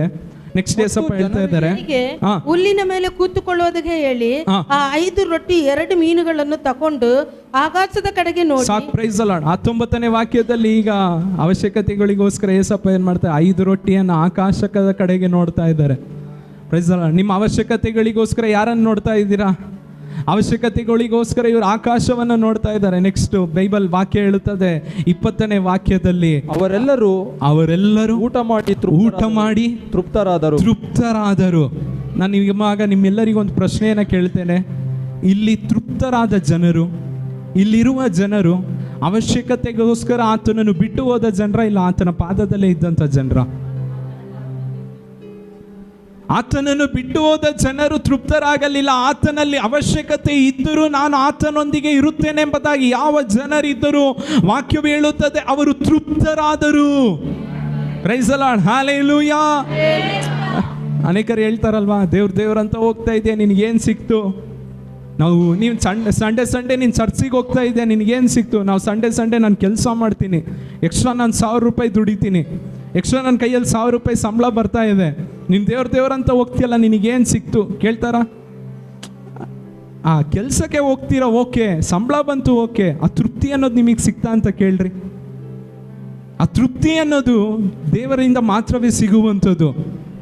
ಎಷ್ಟು ದೊಡ್ಡ ಶ್ರೀಮಂತರಾಗಿದ್ದರೂ ಅವ್ರ ಹತ್ರ ಹೋಗ್ಬಿಟ್ಟು ಕೇಳ್ರಿ, ದೊಡ್ಡ ಶ್ರೀಮಂತರಾಗಿರ್ತಾರೆ, ಎಲ್ಲ ಇರುತ್ತೆ, ತೃಪ್ತರಾಗಿದ್ದೀರಾ ಎಂಬುದಾಗಿ ಕೇಳಿದ್ರೆ ತೃಪ್ತಿ ಇಲ್ಲ ಅಂತ ಹೇಳ್ತಾರೆ. ಒಂದು ವೇಳೆ ಅವ್ನು ತೃಪ್ತನಾಗಿದ್ದೀನಿ ಎಂಬುದಾಗಿ ಸುಳ್ಳು ಹೇಳಿದ್ರೆ, ರಾತ್ರಿ ಚೆನ್ನಾಗಿ ನಿದ್ದೆ ಬರ್ತಾ ಇದೆಯಾ ಎಂಬುದಾಗಿ ಕೇಳ್ರಿ. ಒಳ್ಳೆ ರೀತಿಯ ಆಹಾರ ನಿಮಗೆ ಸೇರ್ತಾ ಇದೆಯಾ ಎಂಬುದಾಗಿ ಕೇಳ್ರಿ. ಆಹಾರದ ರೀತಿಯಲ್ಲಿ ಎಷ್ಟು ಟ್ಯಾಬ್ಲೆಟ್ಸ್ಗಳನ್ನು ನುಂಗ್ತಾ ಇದ್ದೀರಾ ಎಂಬುದಾಗಿ ಕೇಳ್ರಿ. ದೇವರನ್ನು ಬಿಟ್ಟು ಹೋದರೆ ಒಂದು ವೇಳೆ ನಿಮಗೆ ಒಂದು ಹೊತ್ತು ಸಂಬಳ ಸಿಗ್ಬೋದು, ಆದರೆ ಆ ತೃಪ್ತಿ ಅನ್ನೋದು ನಿಮಗೆ ಸಿಗೋದಿಲ್ಲ. ತೃಪ್ತಿ ಅನ್ನೋದು ದೇವರಲ್ಲಿ ಮಾತ್ರವೇ ನಿಮಗೆ ಸಿಗುವಂಥದ್ದಾಗಿದೆ. Hallelujah, hallelujah. ಬರೆಯಲ್ಪಟ್ಟಿದೆ, ಆ ಜನರು ಆತನಲ್ಲೇ ಅವಶ್ಯಕತೆ ಇದ್ದರೂ, ನನಗೆ ಅವಶ್ಯಕತೆ ಇದೆ, ಇವತ್ತು ಕೆಲ್ಸಕ್ಕೆ ಹೋದ್ರೆ ನನಗೆ ಒಳ್ಳೆ ಸಂಬಳ ಬರುತ್ತೆ, ಡಬಲ್ ಸಂಬಳ ಬರುತ್ತೆ, ಭಾನುವಾರ ಕೆಲ್ಸಕ್ಕೆ ಹೋದ್ರೆ ಡಬಲ್ ಸಂಬಳ ಬರುತ್ತೆ, ಅವಶ್ಯಕತೆ ಇದೆ, ಮನೆಯಲ್ಲಿ ಅನೇಕ ಅವಶ್ಯಕತೆ ಇದೆ, ಹಾಗಿದ್ದರೂ ನಾನು ದೇವರ ಸನ್ನಿಧಾನದಲ್ಲಿ ಇರುತ್ತೇನೆ ಎಂಬುದಾಗಿ ಯಾವ ಜನರಿದ್ದಾರೋ ಆ ಜನರು ತೃಪ್ತರಾದರು ಎಂಬುದಾಗಿ ವಾಕ್ಯದಲ್ಲಿ ಬರೆಯಲ್ಪಟ್ಟಿದೆ. ನಿಮ್ಮ ಸತ್ಯವೇದದಿಂದ ಒಂದು ಉದಾಹರಣೆಯನ್ನು ತಿಳಿಸಿಕೊಡುತ್ತೇನೆ.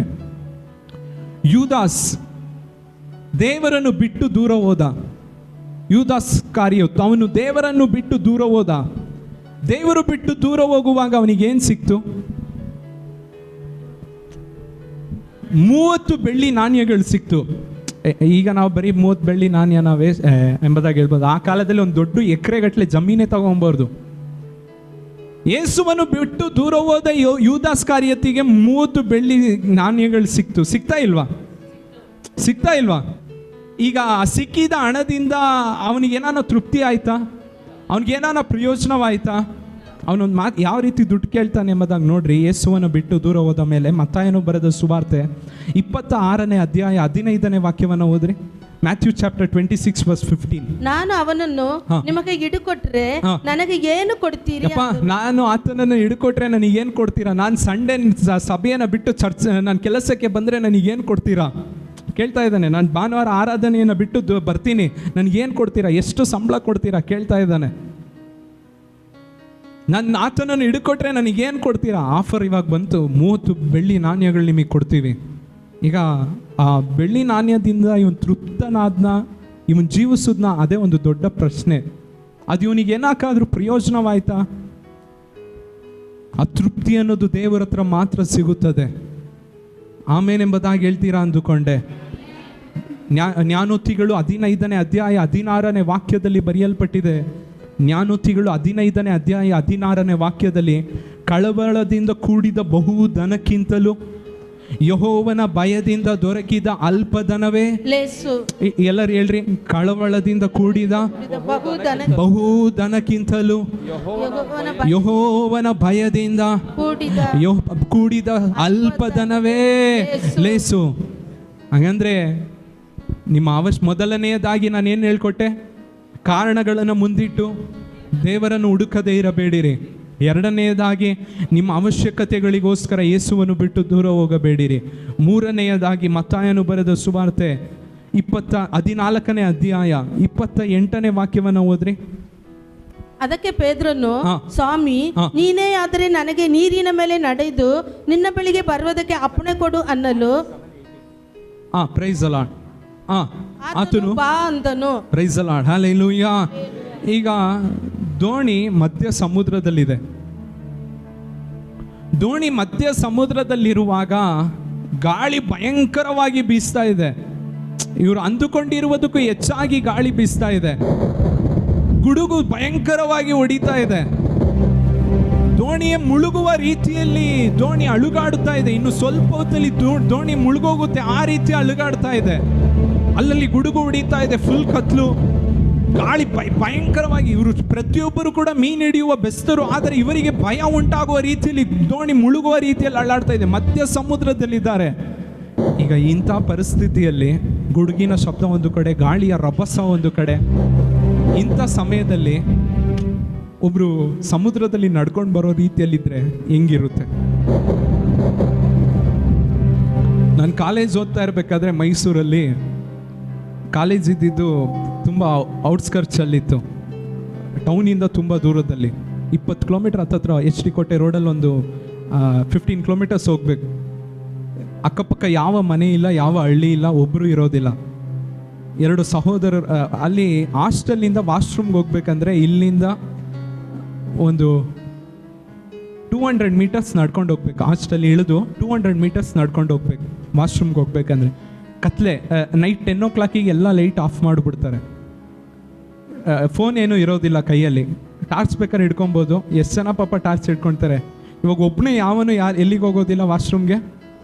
ಹೋಗ್ಬೇಕಂದ್ರೆ ಯಾರನ್ನ ಒಬ್ಬನ ಏನು ಮಾಡ್ತಾರೆ, ಜೊತೆ ಕರ್ಕೊಂಡು ಹೋಗ್ತಾರೆ. ಒಂದು ದಿವಸ ಇಬ್ಬರು, ಒಬ್ಬ ಹುಡುಗ ವಾಶ್ರೂಮ್ಗೆ ಹೋಗ್ಬೇಕು ಬಾ, ಇಬ್ಬರು ಜೊತೆಯಾಗಿ ಕೈ ಹಿಡ್ಕೊಂಡು ಏಲೇಲೋ ಇಲ್ಲ ಸಾ ಏಲೇಲೋ ವಾಶ್ರೂಮ್ಗೆ ಹೋಗ್ತಾ ಇದ್ದಾರೆ. ಕರೆಕ್ಟಾಗಿ ಮಧ್ಯ ಹೋಗಿದ್ದಾರೆ. ಆಫ್, ಹಾಸ್ಟೆಲ್ಗೂ ಅರ್ಧ, ವಾಶ್ರೂಮ್ಗೂ ಅರ್ಧ. ಅಲ್ಲಿಗೆ ಹೋಗ್ಬೇಕಾದ್ರೆ ಒಂದು ಹೆಂಗಸು ಜೋರಾಗಿ ನಗ್ತಾ ಇದ್ರೆ ಯಾವ ರೀತಿ ಸೌಂಡ್ ಬರುತ್ತೆ? ಜೋರಾಗಿ ಒಂದು ಹೆಂಗಸಿನ ವಾಯ್ಸಲ್ಲಿ ನಕ್ಬಿಟ್ಟು ಸಡನ್ನಾಗಿ ಕಿರ್ಚೋ ಥರ ಸೌಂಡು. ಹಿಂಗಿದ್ರೆ ಹೆಂಗಿರುತ್ತೆ ಯೋಚನೆ ಮಾಡ್ರಿ. ಅಲ್ಲೇ ನಡುಗಿ ಇಬ್ಬರು ಒಬ್ಬರನ್ನೊಬ್ಬರು ಅಪ್ಪಿಕೊಂಡು, ಯೇಸುವೇ ಇವತ್ತು ನೀವು ಬಂದು, ಅವತ್ತೇನಾದ್ರೂ ಯೇಸು ಸ್ವಾಮಿ ಬಂದಿದ್ರು ಇಬ್ಬರು ಹೋಗ್ಬಿಡ್ತಾ ಇದ್ರು. ಆ ಲೆವೆಲಿಗೆ ಪ್ರೇಯರ್ ಮಾಡಿ ತಮ್ಮ ಪಾಪಗಳನ್ನೆಲ್ಲ ಒಪ್ಪಿಸಿ ಕೊಟ್ಟು ಲಾಸ್ಟ್ ನೋಡಿದ್ರೆ ಅದು ಒಂದು ಪಕ್ಷಿ. ಆ ಪಕ್ಷಿ ಇಲ್ಲೆಲ್ಲೂ ನಾನು ಅದನ್ನು ಇದುವರೆಗೂ ನೋಡಿಲ್ಲ. ಮೈಸೂರು ಪ್ರಾಂತ್ಯದಲ್ಲಿ ಒಂದು ದೊಡ್ಡದಾಗ ಒಂದು ಪಕ್ಷಿ, ಬಾಯಿ ಇಷ್ಟು ದೊಡ್ಡದು. ಅದು ಅದರ ಶಬ್ದವೇ ಒಂದು ಹೆಂಗಸು ಒಂದು ನಗುವ ರೀತಿಯಲ್ಲಿ, ಹೆಂಗಸು ಕಿರುಚುವ ರೀತಿಯಲ್ಲಿ. ಇದು ನೋಡಿದ ಕೂಡಲೇ ಇಬ್ರು ನಡುಗಿ ಅಲ್ಲೇ ಏನೇನು ಮಾಡ್ಕೊಂಡ್ರೋ ಗೊತ್ತಿಲ್ಲ. ಸ್ವಲ್ಪ ದಿವಸ ಆದ್ಮೇಲೆ ಸುದ್ದಿ ಬಂತು. ಈಗ ಇಲ್ಲಿ ಬರೆಯಲ್ಪಟ್ಟಿದೆ, ಇವ್ರು ದೋಣಿ ಹತ್ತಿ ಹೋಗ್ತಾ ಇದ್ದಾರೆ. ಮಧ್ಯ ಸಮುದ್ರದಲ್ಲಿ ದೊಡ್ಡ ಬಿರುಗಾಳಿಯ ಶಬ್ದ, ದೊಡ್ಡ ಗುಡುಗಿನ ಶಬ್ದ ಭಯಂಕರವಾಗಿ ಬರ್ತಾ ಇದೆ. ಅದರ ಮಧ್ಯದಲ್ಲಿ ಪ್ರೈಸ್ ದಿ ಲಾರ್ಡ್ ಈಗ ಒಬ್ರು ನಡ್ಕೊಂಡು ಬರ್ತಾ ಇದ್ದಾರೆ. ಇವಾಗ ಶಿಷ್ಯರಿಗೆ ಫಸ್ಟೇ ಭಯ, ಇದರಲ್ಲಿ ಮುಗೀತು ಕತೆ ಎಂಬುದಾಗಿ ಇರಬೇಕಾದ್ರೆ ಏಸಪ್ಪ ಇವ್ರಿಗೆ 2 ಭಯ. ಒಂದು ಆಚೆ ದಡಕ್ಕೆ ಹೋಗ್ಬೇಕು, ಎರಡನೇದಾಗಿ ಇವರ ದೋಣಿ ಮುಳುಗಬಾರ್ದು. 2 ಭಯ. ಒಂದು ಆಚೆ ದಡಕ್ಕೆ ಹೋಗಿ ಸೇರ್ಬೇಕು, ಇನ್ನೊಂದು ದೋಣಿ ಮುಳುಗ್ಬಿಡ್ಬಾರ್ದು. 2 ಭಯದಲ್ಲಿರ್ಬೇಕಾದ್ರೆ ಏಸಪ್ಪ ಒಂದು ಮಾತನ್ನ ಹೇಳ್ತಾರೆ, ಭಯ ಪಡಬೇಡ್ರಿ ನಾನೇ, ಭಯ ಪಡಬೇಡ್ರಿ ನಾನೇ. ಈಗ ಯೇಸು ಸ್ವಾಮಿ ಹೇಳಿದ ಕೂಡಲೇ ಈಗ ಪೇತ್ರ ನೆಕ್ಸ್ಟು ಆ ಟೈಮ್ ವೇಸ್ಟ್ ಮಾಡಲಿಲ್ಲ. ನೆಕ್ಸ್ಟ್ ಏನು ಹೇಳ್ತಾನಂದರೆ, ಏಸಪ್ಪ ನೀವೇ ಆಗಿದ್ರೆ ನಾನು ನಿಮ್ಮ ಹತ್ರ ಬರೋದಕ್ಕೆ ಅಪ್ಪಣೆ ಕೊಡ್ರಿ, ನೀರಲ್ಲಿ ನಡ್ಕೊಂಬರೋದಕ್ಕೆ ನನಗೆ ಅಪ್ಪಣೆ ಒಂದು ವೇಳೆ ಯೇಸುಪೇ ನೀವೇ ಆಗಿದ್ರೆ ನಾನು ನಿಮ್ಮ ಹತ್ರ ಬರೋದಕ್ಕೆ ಅಪ್ಪಣೆ ಕೊಡ್ರಿ. ಏನಕ್ಕೋಸ್ಕರ ಹಿಂಗೆ ಹೇಳ್ದ?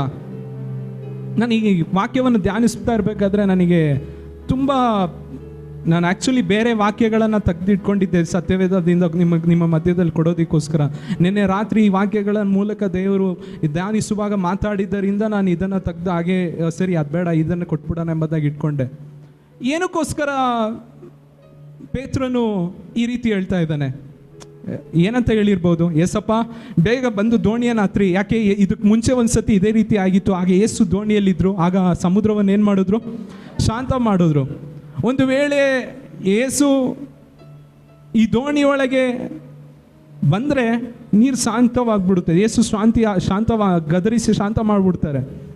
ಏಸಪ್ಪ ನೀವು ದೋಣಿಯೊಳಗೆ ಬನ್ನಿರಿ ಎಂಬುದಾಗಿ ಹೇಳ್ಬೇಕಾದವನು ಇವನೇನಂತ ಹೇಳ್ತಾ ಇದ್ದಾನೆ, ನಾನು ನಿಮ್ಮ ಹತ್ರ. ಏನಕ್ಕೋಸ್ಕರ ಈ ರೀತಿ ಹೇಳ್ದ? ಈ ಕಾರ್ಯಗಳನ್ನು ಧ್ಯಾನಿಸುವಾಗ ದೇವರು ಒಂದು ಕಾರ್ಯವನ್ನು ನನಗೆ ತಿಳಿಸ್ಕೊಟ್ರು. ಇದರ ಗೂಢಾರ್ಥವನ್ನು ನೀವು ತಿಳ್ಕೊಳ್ಬೇಕಂದ್ರೆ ಇದೇ ಅಧ್ಯಾಯದಲ್ಲಿ ಹಿಂದೆ ನಡೆದ ಸಂಗತಿಯನ್ನು ನೀವು ನೋಡ್ಬೇಕಾದ್ರೆ ಅರ್ಥ ಆಗುತ್ತೆ. 15ನೇ ವಾಕ್ಯದಲ್ಲಿ ಬರೆಯಲ್ಪಟ್ಟಿದೆ, ಇಂದು ಎಲ್ಲರೂ ಅಡವಿಯಲ್ಲಿದ್ದಾರೆ. ಅಡವಿಯಲ್ಲಿ ಇರಬೇಕಾದ್ರೆ ಅಲ್ಲಿ ಏನೂ ಇಲ್ಲ, ಆಹಾರಕ್ಕೆ ಏನೂ ಇಲ್ಲ, ಏನು ಇಲ್ಲದಂಥ ಪರಿಸ್ಥಿತಿ. ಅಂಥ ಪರಿಸ್ಥಿತಿಯಲ್ಲಿ ಯೇಸು ಸ್ವಾಮಿ ಕೇಳ್ತಾ ಇದ್ದಾರೆ, ನಿಮ್ಮಲ್ಲಿ ಏನಾದರೂ ಇದೆಯಾ? ಜನರು ಹೇಳ್ತಾ ಇದ್ದಾರೆ ಹೌದು. ಆನ್ಸರ್ ಹೇಳ್ತಾ ಇದ್ದಾರೆ ಹೌದು, ಬರೀ 5 ರೊಟ್ಟಿ ಇದೆ. ಈಗ ಆ 5 ರೊಟ್ಟಿಯನ್ನು ಈಗ ನೆಕ್ಸ್ಟ್ 18ನೇ ವಾಕ್ಯದಲ್ಲಿ ಏಸಪ್ಪ ಹೇಳ್ತಾ ಇದ್ದಾರೆ, 5 ರೊಟ್ಟಿಯನ್ನು ನನ್ನ ಹತ್ರ ನೀವೇನು ಮಾಡ್ರಿ? ತಂದು ಕೊಡ್ರಿ. Price the lord. ಈಗ ಯೇಸು ಸ್ವಾಮಿ ಹತ್ರ 5 ರೊಟ್ಟಿ ಕೈಯಲ್ಲಿ ಬಂದಿದೆ. ಈಗ 5 ರೊಟ್ಟಿ ಇವರ ಕೈಯಲ್ಲಿದೆ. ಈ 5 ರೊಟ್ಟಿ ಇವರ ಕೈಯಲ್ಲಿ ಕೊಡಲ್ಪಟ್ಟಾಗ ಆ ರೊಟ್ಟಿಯನ್ನು ದೇವರು ಆಶೀರ್ವದಿಸಿ ಹೆಚ್ಚು ಕಡಿಮೆ ಪ್ರೈಸ್ ದ ಲಾರ್ಡ್ 5,000 ಜನಕ್ಕೂ ಹೆಚ್ಚಾದ ಜನರಿಗೆ ಅದನ್ನು ಕೊಟ್ಟು ಅದು ಆ ರೊಟ್ಟಿಯನ್ನು ಆಶೀರ್ವದಿಸಿದರು. ಈಗ ಪೇತ್ರನಿಗೆ ಒಂದು ಆಸೆ. ಸ್ವಲ್ಪ ಹೊತ್ತಿನ ಮುಂಚೆ ಈ ರೊಟ್ಟಿಯನ್ನು ಆತನ ಕೈಗೆ ಕೊಡಲ್ಪಡುವಾಗ ಈ ರೊಟ್ಟಿಯನ್ನು ದೇವರು ಆಶೀರ್ವದಿಸಿದರೆಂದರೆ, ಈ ಸಮುದ್ರದ ಮಧ್ಯದಲ್ಲಿರುವ ನಾನು ನನ್ನನ್ನು ಆತನಿಗೆ ಒಪ್ಪಿಸಿಕೊಟ್ಟರೆ ಆತನು ನನ್ನನ್ನು ಕೂಡ ಆಶೀರ್ವದಿಸುತ್ತಾರೆ. ಆತನ ಕೈಯಲ್ಲಿ ಕೊಡಲ್ಪಟ್ಟಂತ ರೊಟ್ಟಿಯನ್ನೇ ದೇವರು ಆಶೀರ್ವದಿಸಿದರೆಂದರೆ ನನ್ನನ್ನೇ ಆತನಿಗೆ ಕೊಡುತ್ತೇನೆ, ನನ್ನನ್ನೇ ಆತನಿಗೆ ಒಪ್ಪಿಸಿಕೊಡುತ್ತೇನೆ. ಆತನು ನನ್ನನ್ನು ಆಶೀರ್ವದಿಸುವ ದೇವರು. ಈ ಆರಾಧನೆಯಲ್ಲಿ 1-2 ನಿಮಿಷ ದೇವರನ್ನು ಕೈಗಳನ್ನು ತಟ್ಟಿ ಆರಾಧಿಸಿರಿ. ಸ್ತೋತ್ರ ಪದಗಳಿಂದ ದೇವರನ್ನು ಸ್ತುತಿಸಿರಿ. ಯೇಸುವಿನ ನಾಮದಲ್ಲಿ ಅಪ್ಪ ನಮ್ಮನ್ನು ನಿಮ್ಮ ಸನ್ನಿಧಾನಕ್ಕೆ ಒಪ್ಪಿಸಿಕೊಡುತ್ತೇನೆ ಎಂಬುದಾಗಿ ಹೇಳ್ರಿ. ಯಾರ್ಯಾರು ಬಾಯಿ ತೆರೆದು ಹೇಳುತ್ತೀರೋ ನಿಮ್ಮ ಕುಟುಂಬಗಳನ್ನು ಇಂದಿನಿಂದ ಆತನು ಆಶೀರ್ವದಿಸಲು ನಿಮ್ಮನ್ನು ಕೈಗಳಲ್ಲಿ ಎತ್ತಿಕೊಂಡಿರುವ ದೇವರಾಗಿದ್ದಾನೆ. ಆ ರೊಟ್ಟಿಗಳನ್ನು ಕೈಗಳಲ್ಲಿ ತೆಗೆದುಕೊಳ್ಳುವಾಗ ಯಾವ ರೀತಿ ಆಶೀರ್ವಾದವಾಯಿತೋ ಅದೇ ರೀತಿ ನಿಮ್ಮನ್ನು ಆತನ ಕೈಗೆ ಒಪ್ಪಿಸಿಕೊಡುವಾಗ ನಿಮ್ಮನ್ನು ಆತನು ಆಶೀರ್ವದಿಸುವ ದೇವರಾಗಿದ್ದಾನೆ. ಹಾಲೆಲೂಯಾ. ನಾನು ನಿಮ್ಮ ಜಾಗದಲ್ಲಿ ಇದ್ದಿದ್ರೆ ಸಂತೋಷವಾಗಿ ಆಮೇಲೆ ಆರ್ಭಟಿಸುತ್ತಾ ಆರಾಧಿಸ್ತಾ ಇದ್ದೆ. ಅಪ್ಪ ನನ್ನನ್ನು ಫಸ್ಟ್ ನಿಮ್ಮ ಕೈಗೆ ಕೊಡ್ತೀನಪ್ಪ, ನನ್ನ ಕುಟುಂಬವನ್ನು ಫಸ್ಟ್ ನಿಮ್ಮ ಕೈಗೆ ಕೊಡ್ತೀನಪ್ಪ, ನನ್ನ ಬಿಸ್ನೆಸ್ಸನ್ನು ಫಸ್ಟ್ ನಿಮ್ಮ ಕೈಗೆ ಕೊಡ್ತೀನಪ್ಪ, ನನ್ನ ವ್ಯವಹಾರಗಳನ್ನು ಫಸ್ಟ್ ನಿಮ್ಮ ಕೈಗೆ ಕೊಡ್ತೀನಪ್ಪ. ನನ್ನನ್ನು ಆಶೀರ್ವದಿಸ್ರಪ್ಪ, ನನ್ನನ್ನು ಆಶೀರ್ವದಿಸ್ರಿ ಕರ್ತನೆ, ನನ್ನನ್ನು ಆಶೀರ್ವದಿಸ್ರಿ ಕರ್ತನೆ. ಕೇಳ್ರಿ, ಬಾಯಿ ತೆರೆದು ಕೇಳ್ರಿ, ಒಬ್ಬರು ಮೌನವಾಗಿರಬೇಡ್ರಿ. ಆಮೇಲೆ ನಿಮ್ಮನ್ನು, ನಿಮ್ಮ ಕುಟುಂಬವನ್ನು, ನಿಮ್ಮ ಆರೋಗ್ಯವನ್ನು, ನಿಮ್ಮ ಮಕ್ಕಳನ್ನು ದೇವರ ಕೈಗೆ ಕೊಡ್ರಿ. ಆಮೇನ್. ಆತನು ಒಬ್ಬರನ್ನು ತಳ್ಳಿ ಬಿಡುವ ದೇವರಲ್ಲ. ಜೀಸಸ್. Hallelujah, hallelujah. ನೀವಿರುವುದು ಅಡವಿಯಾಗಿದ್ದರು, ಮಧ್ಯ ಸಮುದ್ರವಾಗಿದ್ದರು, ಆತನ ಕೈಗೆ ನಿಮ್ಮನ್ನು ಕೊಡುವಾಗ ನಿಮ್ಮನ್ನು ಆತನು ಆಶೀರ್ವದಿಸುವ ದೇವರು. ಯಾವ ಪರಿಸ್ಥಿತಿ ಬೇಕಾದ್ರೂ ಇರ್ಬೋದು. ನಾನಿರೋದು ಅಡವಿಯ ರೀತಿಯಲ್ಲಿದೆ, ಏನೂ ಇಲ್ಲ. ನನ್ನ ಮಧ್ಯ ಸಮುದ್ರದಲ್ಲಿದ್ದೇನೆ. ಅನೇಕ ಅಲೆಗಳು ನನ್ನ ಎದುರಾಗಿ ಬರ್ತಾ ಇದೆ. ನನ್ನ ನೆಮ್ಮದಿಗೆ, ನನ್ನ ಸಂತೋಷಕ್ಕೆ ಎದುರಾಗಿ ದೊಡ್ಡ ದೊಡ್ಡ ಅಲೆಗಳು ಬರ್ತಾ ಇದೆ ಎಂಬುದಾಗಿ ನೀವು ಹೇಳ್ಬೋದು. ಆದರೆ ಒಂದನ್ನು ತಿಳಿದುಕೊಳ್ಳಿರಿ, ಪ್ರೈಸ್ ದ ಲಾರ್ಡ್, ನೀವು ಯೇಸುವಿನ ಕೈಗೆ ನಿಮ್ಮನ್ನು ಒಪ್ಪಿಸಿಕೊಡುವಾಗ ಅನೇಕರಿಗೆ ಆಶೀರ್ವಾದವಾಗಿ ನಿಮ್ಮನ್ನು ಮಾರ್ಪಡಿಸುವ ದೇವರು. Praise the Lord, hallelujah. 18ನೇ ವಾಕ್ಯದಲ್ಲಿ ಯೇಸಪ್ಪ ಹೇಳ್ತಾ ಇದ್ದಾರೆ, ಆ ರೊಟ್ಟಿಯನ್ನು ನನ್ನ ಹತ್ರ ಏನ್ ಮಾಡ್ರಿ, ತಂದು ಕೊಡ್ರಿ. ಈಗ ಪೇತ್ರ ಕೇಳ್ತಾ ಇದ್ದಾನೆ, ಯೇಸಪ್ಪ ನಾನು ನಿಮ್ಮ ಹತ್ರ ಬರ್ಲಾ, ನಾನು ನಿಮಗೆ ಕೊಟ್ಬಿಡ್ಲಾ?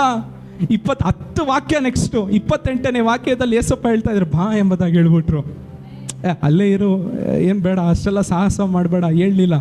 ಅಪ್ಪ ನಾನು ಬರ್ತೀನಪ್ಪ, ಬಾ ಎಂಬುದಾಗಿ ಹೇಳ್ಬಿಟ್ರು. Praise the Lord, hallelujah. ಯಾರಾದ್ರೂ ಎಷ್ಟು ಜನ ಹೇಳ್ತೀರಪ್ಪ ನನ್ನನ್ನು ಕೊಡ್ತೀನಪ್ಪ ನಿನ್ನ ಪಾದದಲ್ಲಿ, ನಾನು ನಿನ್ನ ಪಾದದಲ್ಲಿ ನನ್ನ ಕುಟುಂಬವನ್ನು ಒಪ್ಪಿಸಿ ಕೊಡುತ್ತೇನೆ, ನನ್ನ ಕೆಲಸವನ್ನು ಒಪ್ಪಿಸಿ ಕೊಡುತ್ತೇನೆ, ನನ್ನ ಬಿಸ್ನೆಸ್ಸನ್ನು ಒಪ್ಪಿಸಿ ಕೊಡುತ್ತೇನೆ, ನನ್ನ ಸೇವೆಯನ್ನು ಒಪ್ಪಿಸಿ ಕೊಡುತ್ತೇನೆ, ನನ್ನ ಜೀವಿತವನ್ನೇ ನಿಮ್ಮ ಕೈಗೆ ಒಪ್ಪಿಸಿ ಕೊಡುತ್ತೇನೆ, ನನ್ನ ಭವಿಷ್ಯವನ್ನು ನಿಮ್ಮ ಕೈಗೆ ಒಪ್ಪಿಸಿ ಕೊಡುತ್ತೇನೆ. ಓ ನನ್ನ ಕೊಡುವೆನು ನೀನ್ ಕರದಿ ನನ್ನ ಅರ್ಪಿಸುವೆ. ಎಲ್ಲರೂ ಎದ್ದು ನಿಂತುಕೊಂಡು, ನೀನ್ ಪಾದದಿ ನನ್ನ ಕೊಡುವೆನು, ನೀನ್ ಕರದಿ ನನ್ನ ಅರ್ಪಿಸುವೆ. ಎಲ್ಲರೂ ಹೇಳ್ರಿ, ನನ್ನ ಕೊಡುವೆನು ಅಪ್ಪ. ನನ್ನ ಎಜುಕೇಶನ್, ನನ್ನ ಭವಿಷ್ಯ, ನನ್ನ ಸೇವೆ, ನನ್ನ ಕೆಲಸ, ನನ್ನ ಪ್ರಯಾಸ, ನನ್ನ ಕುಟುಂಬ ಕೊಡುವೆನು. ಈಗ ವಾಕ್ಯದಲ್ಲಿ ಬರೆಯಲ್ಪಟ್ಟಿದೆ, ಇವನು ಯೇಸು ಸ್ವಾಮಿ ಹತ್ರ ಒಪ್ಪಿಸಿ ಕೊಡುವುದಕ್ಕೆ ಮುಂಚೆ ಇವನೊಬ್ಬ ಬೋಟ್ ಹತ್ತಿದ. ಪೇತ್ರನು ಮಾತ್ರ ಬೋಟ್ ಹತ್ತಿದ, ಯೇಸು ಸ್ವಾಮಿ ಬೋಟ್ ಹತ್ತಲಿಲ್ಲ. ಆದರೆ ಈಗ ಒಪ್ಪಿಸಿ ಕೊಟ್ಟ ಮೇಲೆ ಏನು ನಡೀತಂದ್ರೆ 32ನೇ ವಾಕ್ಯವನ್ನು ಓದ್ರಿ. ತರುವಾಯ ಅವರು ದೋಣಿಯನ್ನು ಹತ್ತಿದ ಮೇಲೆ, ಸಾಕು, ಅವರು ದೋಣಿಯನ್ನು ಒಪ್ಪಿಸಿ ಕೊಡುವುದಕ್ಕೆ ಮುಂಚೆ ಪೇತ್ರನು ಮಾತ್ರ ಬೋಟ್ ಹತ್ತಿದ. ಈಗ ಒಪ್ಪಿಸಿ ಕೊಟ್ಟ ಮೇಲೆ ಯಾರೆಲ್ಲ ಹತ್ತುತ್ತಾ ಇದ್ದಾರೆ? ಅವರು ಹತ್ತಿದರು. ಅವರು ಅಂದರೆ ಪೇತ್ರನು ಮತ್ತೆ ನೀವು ಮತ್ತೆ ಯೇಸು ಯಾವಾಗಲೂ ಜೊತೆಯಾಗಿರಬೇಕು. ಈಗ ಒಪ್ಪಿಸಿ ಕೊಟ್ಟವನ ಗುರುತು ಫಸ್ಟು ಯೇಸಪ್ಪ ಅವನ ಜೊತೆ ಬೋಟ್ ಹತ್ತುತ್ತಾ ಇದ್ದಾರೆ, ಅವನ ಕುಟುಂಬದೊಳಗೆ ಎಂಟ್ರಿ ಆಗ್ತಾ ಇದ್ದಾರೆ, ಅವನ ಜೀವಿತದಲ್ಲಿ ಎಂಟ್ರಿ ಆಗ್ತಾ ಇದ್ದಾರೆ. ಈಗ ಒಪ್ಪಿಸಿ ಕೊಟ್ಟವನ ಗುರುತು ಏನು? ನೆಕ್ಸ್ಟ್ ನೋಡ್ರಿ, 32ನೇ ವಾಕ್ಯವನ್ನು ಓದ್ರಿ. ತರುವಾಯ ಅವರು ದೋಣಿಯನ್ನು ಹತ್ತಿದ ಮೇಲೆ ಗಾಳಿ ನಿಂತು ಹೋಯಿತು. ವಾಕ್ಯದಲ್ಲಿ ಬರೆಯಲ್ಪಟ್ಟಿದೆ, ಅವರು ದೋಣಿಯನ್ನು ಹತ್ತಿದ ಕೂಡಲೇ ಗಾಳಿ ನಿಂತು ಹೋಯಿತು. ಯೇಸಪ್ಪ ಎದ್ದು ನಿಂತ್ಕೊಂಡು ಗಾಳಿಯೇ ಶಾಂತವಾಗಿರು ಎಂಬುದಾಗಿ ಏನು ಗದರಿಸಲಿಲ್ಲ. ಏನಾದರೂ ವರ್ಡ್ ಬರೆಯಲ್ಪಟ್ಟಿದೆ ಆ ರೀತಿ? ಏನಾದರೂ ಒಂದು ವರ್ಡ್ ಹೇಳಲಿಲ್ಲ, ಶಾಂತವಾಗಿರು, ಸಮಾಧಾನವಾಗಲಿ, ಏನು ಹೇಳಲಿಲ್ಲ, ಒಂದು ವರ್ಡ್ ಹೇಳಲಿಲ್ಲ. ಅವ್ರು ದೋಣಿಯನ್ನು ಹತ್ತಿದ ಕೂಡಲೇ ಆ ನೀರು ಹಾಗೆ ಶಾಂತವಾಯಿತಂತೆ. 114ನೇ ಕೀರ್ತನೆ ಅದರಲ್ಲಿ ಈ ರೀತಿಯಾಗಿ ಬರೆಯಲ್ಪಟ್ಟಿದೆ, ಪ್ರೈಸ್ ದಿ ಲಾರ್ಡ್. ಸಮುದ್ರವು ಅನೇಕರನ್ನು ಕಂಡು ಇವತ್ತು ಸಮುದ್ರವು ಘೋಷಿಸುತ್ತಾ ಇದೆ. ನಿಮ್ಮನ್ನು ನೋಡಿ ನಿಮ್ಮ ಸಂಬಂಧಿಕರು ಘೋಷಿಸ್ತಾ ಇದ್ದಾರಾ? ಅಷ್ಟೊತ್ತು ಸುಮ್ಮನೆ ಇರ್ತಾರೆ. ನೀವೆಲ್ಲಾದರೂ ಫಂಕ್ಷನ್ ಮನೆಗೆ ಹೋಗಿದ ತಕ್ಷಣ ನಿಮ್ಮನ್ನು ನೋಡಿ ರೇಗ್ತಾರೆ, ನೋಡಿದ್ದೀರಾ? ಅಷ್ಟೊತ್ತು ಚೆನ್ನಾಗಿರ್ತಾರೆ, ನಿಮ್ಮನ್ನು ನೋಡಿದ ತಕ್ಷಣ ಹಾಗೆ ಏನೋ ವೈರಿಯನ್ನು ನೋಡಿದ ಹಾಗೆ ಗುಣಗುಟ್ಟುತ್ತಾರೆ, ನೋಡಿದ್ದೀರಾ? ಅಷ್ಟೊತ್ತು ಚೆನ್ನಾಗಿರ್ತಾರೆ, ಪ್ರೈಸ್ ದಿ ಲಾರ್ಡ್. ನಿಮ್ಮನ್ನು ನೋಡಿದ ತಕ್ಷಣ ಪ್ರೈಸ್ ದಿ ಲಾರ್ಡ್ ಹಾಗೆ ರೇಗ್ತಾ ಇರ್ತಾರೆ, ಏನೋ ವೈರಿಯನ್ನು ನೋಡಿದ ಹಾಗೆ ತಿಂದು ಬಿಡುವ ರೀತಿಯಲ್ಲಿ ಗುಣಗುಟ್ಟುತ್ತಾ ಇರ್ತಾರೆ, ಗುರಾಯಿಸ್ಕೊಂಡು ನೋಡ್ತಾ ಇರ್ತಾರೆ. ಇರಲಿ, ಪರವಾಗಿಲ್ಲ. ವಾಕ್ಯದಲ್ಲಿ ಬರೆಯಲ್ಪಟ್ಟಿದೆ 114ನೇ ಕೀರ್ತನೆಯಲ್ಲಿ, ಪ್ರೈಸ್ ದಿ ಲಾರ್ಡ್, ಸಮುದ್ರವು ಅವನನ್ನು ಕಂಡು ಓಡಿ ಹೋಯಿತು. Praise the Lord. ಈಗ ಪೇತ್ರನೊಂದಿಗೆ ಇಷ್ಟೊತ್ತು ಪೇತ್ರ ಒಬ್ಬಂಟಿಗನಾಗಿದ್ದಾನೆ, ಈಗ ಸಮುದ್ರ ಘೋಷಿಸ್ತಾ ಇದೆ. ಇಲ್ಲಿ ವಾಕ್ಯದಲ್ಲಿ ಬರೆಯಲ್ಪಟ್ಟಿದೆ, ಈಗ ಪೇತ್ರ ಪ್ರೈಸ್ ದಿ ಲಾರ್ಡ್ ಯೇಸು ಸ್ವಾಮಿ ಜೊತೆ ಇದ್ದಾನೆ. ಈಗ ಸಮುದ್ರವು ಕಂಡು ಓಡಿ ಹೋಯಿತು. ವಾಕ್ಯದಲ್ಲಿ ಬರೆಯಲ್ಪಟ್ಟಿದೆ 114ನೇ ಕೀರ್ತನೆ 3ನೇ ವಾಕ್ಯದಲ್ಲಿ, ಸಮುದ್ರವು ಅವರನ್ನು ಕಂಡು ಓಡಿ ಹೋಯಿತು, ಯೋರ್ದಾನ್ ಅವರನ್ನು ಕಂಡು ಹಿಂತಿರುಗಿ ಹೋಯಿತು. ಆಮೇಲೆ ನಿಮ್ಮೊಂದಿಗೆ ಯೇಸುವನ್ನು ಜನರು ನೋಡಲಿ. ನಿಮ್ಮೊಂದಿಗೆ ಯೇಸುವನ್ನು ಜನರು ನೋಡುವಾಗ, ನಿಮ್ಮಲ್ಲಿ ಯೇಸುವನ್ನು ಜನರು ನೋಡುವಾಗ, ಇದುವರೆಗೂ ನಿಮ್ಮನ್ನು ನೋಡಿ ಎಗರಾಡ್ತಾ ಇದ್ದಂಥ ಜನರು, ಇದುವರೆಗೂ ನಿಮ್ಮನ್ನು ನೋಡಿ ಘೋಷಿಸುತ್ತಿದ್ದಂಥ ಜನರು, ಇದುವರೆಗೂ ನಿಮ್ಮನ್ನು ನೋಡಿ ರೇಗುತ್ತಿದ್ದಂಥ ಜನರು, ಇದುವರೆಗೂ ನಿಮ್ಮನ್ನು ನೋಡಿ ವೈರಿಯ ರೀತಿ ಮಾತಾಡುತ್ತಿದ್ದಂಥ ಜನರು, ಎದುರಾಗಿ ಮಾತಾಡುತ್ತಿದ್ದಂಥ ಜನರು, ವಾಕ್ಯದಲ್ಲಿ ಬರೆಯಲ್ಪಟ್ಟಿದೆ, ಸಮುದ್ರವು ಇವರನ್ನು ಕಂಡು ಓಡಿ ಹೋಯಿತು ಎಂಬ ರೀತಿಯಲ್ಲಿ ದೇವರು ದೊಡ್ಡ ಕಾರ್ಯಗಳನ್ನು ನಡೆಸುವವನಾಗಿದ್ದಾನೆ. ಹಲ್ಲೆಲೂಯಾ. ನಾನು ನಂಬಿಕೆಯಿಂದ ಒಂದು ಮಾತನ್ನು ಹೇಳ್ತೇನೆ. 2 ನಿಮಿಷದ ಮುಂಚೆ ನಾನು ಯಾರ್ಯಾರು ಒಪ್ಪಿಸ್ಕೊಡಿ ಎಂಬುದಾಗಿ ಹೇಳುನಲ್ಲ. ಯಾರ್ಯಾರು ನಿಮ್ಮನ್ನು ಒಪ್ಪಿಸಿ ಕೊಟ್ಟಿರೋ, ಆತನ ಪಾದದಲ್ಲಿ ಆತನ ಸನ್ನಿಧಾನಕ್ಕೆ ಒಪ್ಪಿಸಿ ಕೊಟ್ಟಿದ್ದೀರೋ, ಯೇಸುವಿನ ನಾಮದಲ್ಲಿ ಹೇಳ್ತೇನೆ, ಇನ್ನು ಮುಂದೆ ನಿಮ್ಮೊಳಗೆ ಯೇಸುವನ್ನು ಅವರು ನೋಡುವಾಗ, ಆಮೇಲೆ ಇದುವರೆಗೂ ರೇಗಾಡಿದ ಜನರು ಆಮೇಲೆ ಯೇಸು ಇವರೊಂದಿಗೆ ಇದ್ದಾರೆ ಎಂಬುದಾಗಿ ನೋಡಿ ಶಾಂತವಾಗುವ ರೀತಿಯಲ್ಲಿ ದೇವರು ದೊಡ್ಡ ಕಾರ್ಯಗಳನ್ನು ನಡೆಸುವ ದೇವರಾಗಿದ್ದಾನೆ. ನಂಬೂರು ಒಂದು 2 ನಿಮಿಷ ಕೈಗಳನ್ನು ತಟ್ಟಿ ದೇವರನ್ನು ಸ್ತುತಿಸಿರಿ. 2 ನಿಮಿಷ ದೇವರನ್ನು ಸ್ತುತಿಸಿರಿ. 1-2 ನಿಮಿಷ ಆರಾಧಿಸಿರಿ. ಅಂತರಾಳದಿಂದ ದೇವರನ್ನು ಸ್ತುತಿಸಿರಿ. ನಿಮ್ಮೊಂದಿಗೆ ಇಂದಿನಿಂದ ಜನರು ಯೇಸುವನ್ನು ನೋಡಲಿ. ಪೇತ್ರನೊಡನೆ ಯೇಸುವನ್ನು ನೋಡಿದಾಗ ಅದು ಶಾಂತವಾಯಿತೆಂದರೆ, ನಿಮ್ಮೊಂದಿಗೆ ಯೇಸುವನ್ನು ನೋಡುವಾಗ ಜನರು ಶಾಂತವಾಗುತ್ತಾರೆ. Praise the Lord, hallelujah. ಪೇತ್ರ ಒಬ್ಬನೇ ಇದ್ದಾನೆ. ಗಾಳಿ ಭಯಂಕರವಾಗಿ ಆರ್ಭಟಿಸ್ತಾ ಇದೆ, ಘೋಷಿಸುತ್ತಾ ಇದೆ. ಈಗ ನೆಕ್ಸ್ಟ್, ಈಗ ಪರಿಸ್ಥಿತಿ ಬದಲಾಯಿತು. ಪೇತ್ರ ಜೊತೆ ಏಸಪ್ಪ ಇದ್ದಾರೆ. ಎಲ್ಲರೂ ಎದ್ದು ನಿಂತ್ಕೊಳ್ರಿ, ನಿಮ್ಮ ಬೈಬಲ್ಗಳನ್ನು ಹಾಗೆ ಮುಚ್ಚಿಡ್ರಿ. ಎಲ್ಲರೂ ಎದ್ದು ನಿಂತ್ಕೊಳ್ರಿ. ಫಸ್ಟು ಪೇತ್ರ ಒಬ್ಬನೇ ಇದ್ದ. ಭಯಂಕರವಾಗಿ ಅಲೆ ಹೊಡಿತಾ ಇದೆ, ಭಯಂಕರವಾಗಿ ಗುಡುಗೆಲ್ಲ ಹೊಡಿತಾ ಇದೆ. ಈಗ ಪೇತ್ರನೊಂದಿಗೆ ಯೇಸು ಸ್ವಾಮಿ ಜೊತೆ ಇದ್ದಾರೆ. ಈಗ ಪೇತ್ರ ಹುಡುಕ್ತಾ ಇದ್ದಾನೆ, ಎಲ್ಲಿ ಅಲ್ಲಿ ಗಾಳಿ, ಎಲ್ಲಿ ಘೋಷಿಸುತ್ತಿದ್ದಂಥ ಅಲೆಗಳು, ಎಲ್ಲಿ ಆ ಗುಡುಗುಗಳು. ಇವನು ಹುಡುಕ್ತಾ ಇದ್ದಾನೆ, ಸುತ್ತಲೂ ಹುಡುಕ್ತಾ ಇದ್ದಾನೆ. ಎಲ್ಲಿದೆ. ವಾಕ್ಯದಲ್ಲಿ ಬರೆಯಲ್ಪಟ್ಟಿದೆ, ನಿನ್ನೊಂದಿಗೆ ಹೋರಾಡಿದವರನ್ನು ನೀನು ಹುಡುಕಿದರು. ಓ ಹಲ್ಲೆಲೂಯಾ. ಕೈಗಳನ್ನು ತಟ್ಟಿ ಯೇಸು ನಿಮ್ಮೊಂದಿಗೆ ಇರುವಾಗ, ನಿಮ್ಮೊಂದಿಗೆ ಹೋರಾಡಿದವರನ್ನು ನೀವು ಹುಡುಕಿದರು. ನೀವು ಕಾಣದಂತೆ ಎಲ್ಲರೂ ನಿರ್ಮೂಲವಾಗುವಾಗ ದೇವರು ದೊಡ್ಡ ಕಾರ್ಯಗಳನ್ನು ನಡೆಸುತ್ತಾನೆ. ಹಲ್ಲೆಲೂಯಾ. ನಂಬಿಕೆಯಿಂದ ಕೈ ತಟ್ಟಿ ದೇವರನ್ನು ಆರಾಧಿಸಿರಿ 1-2 ನಿಮಿಷ. ಹಲ್ಲೆಲೂಯಾ.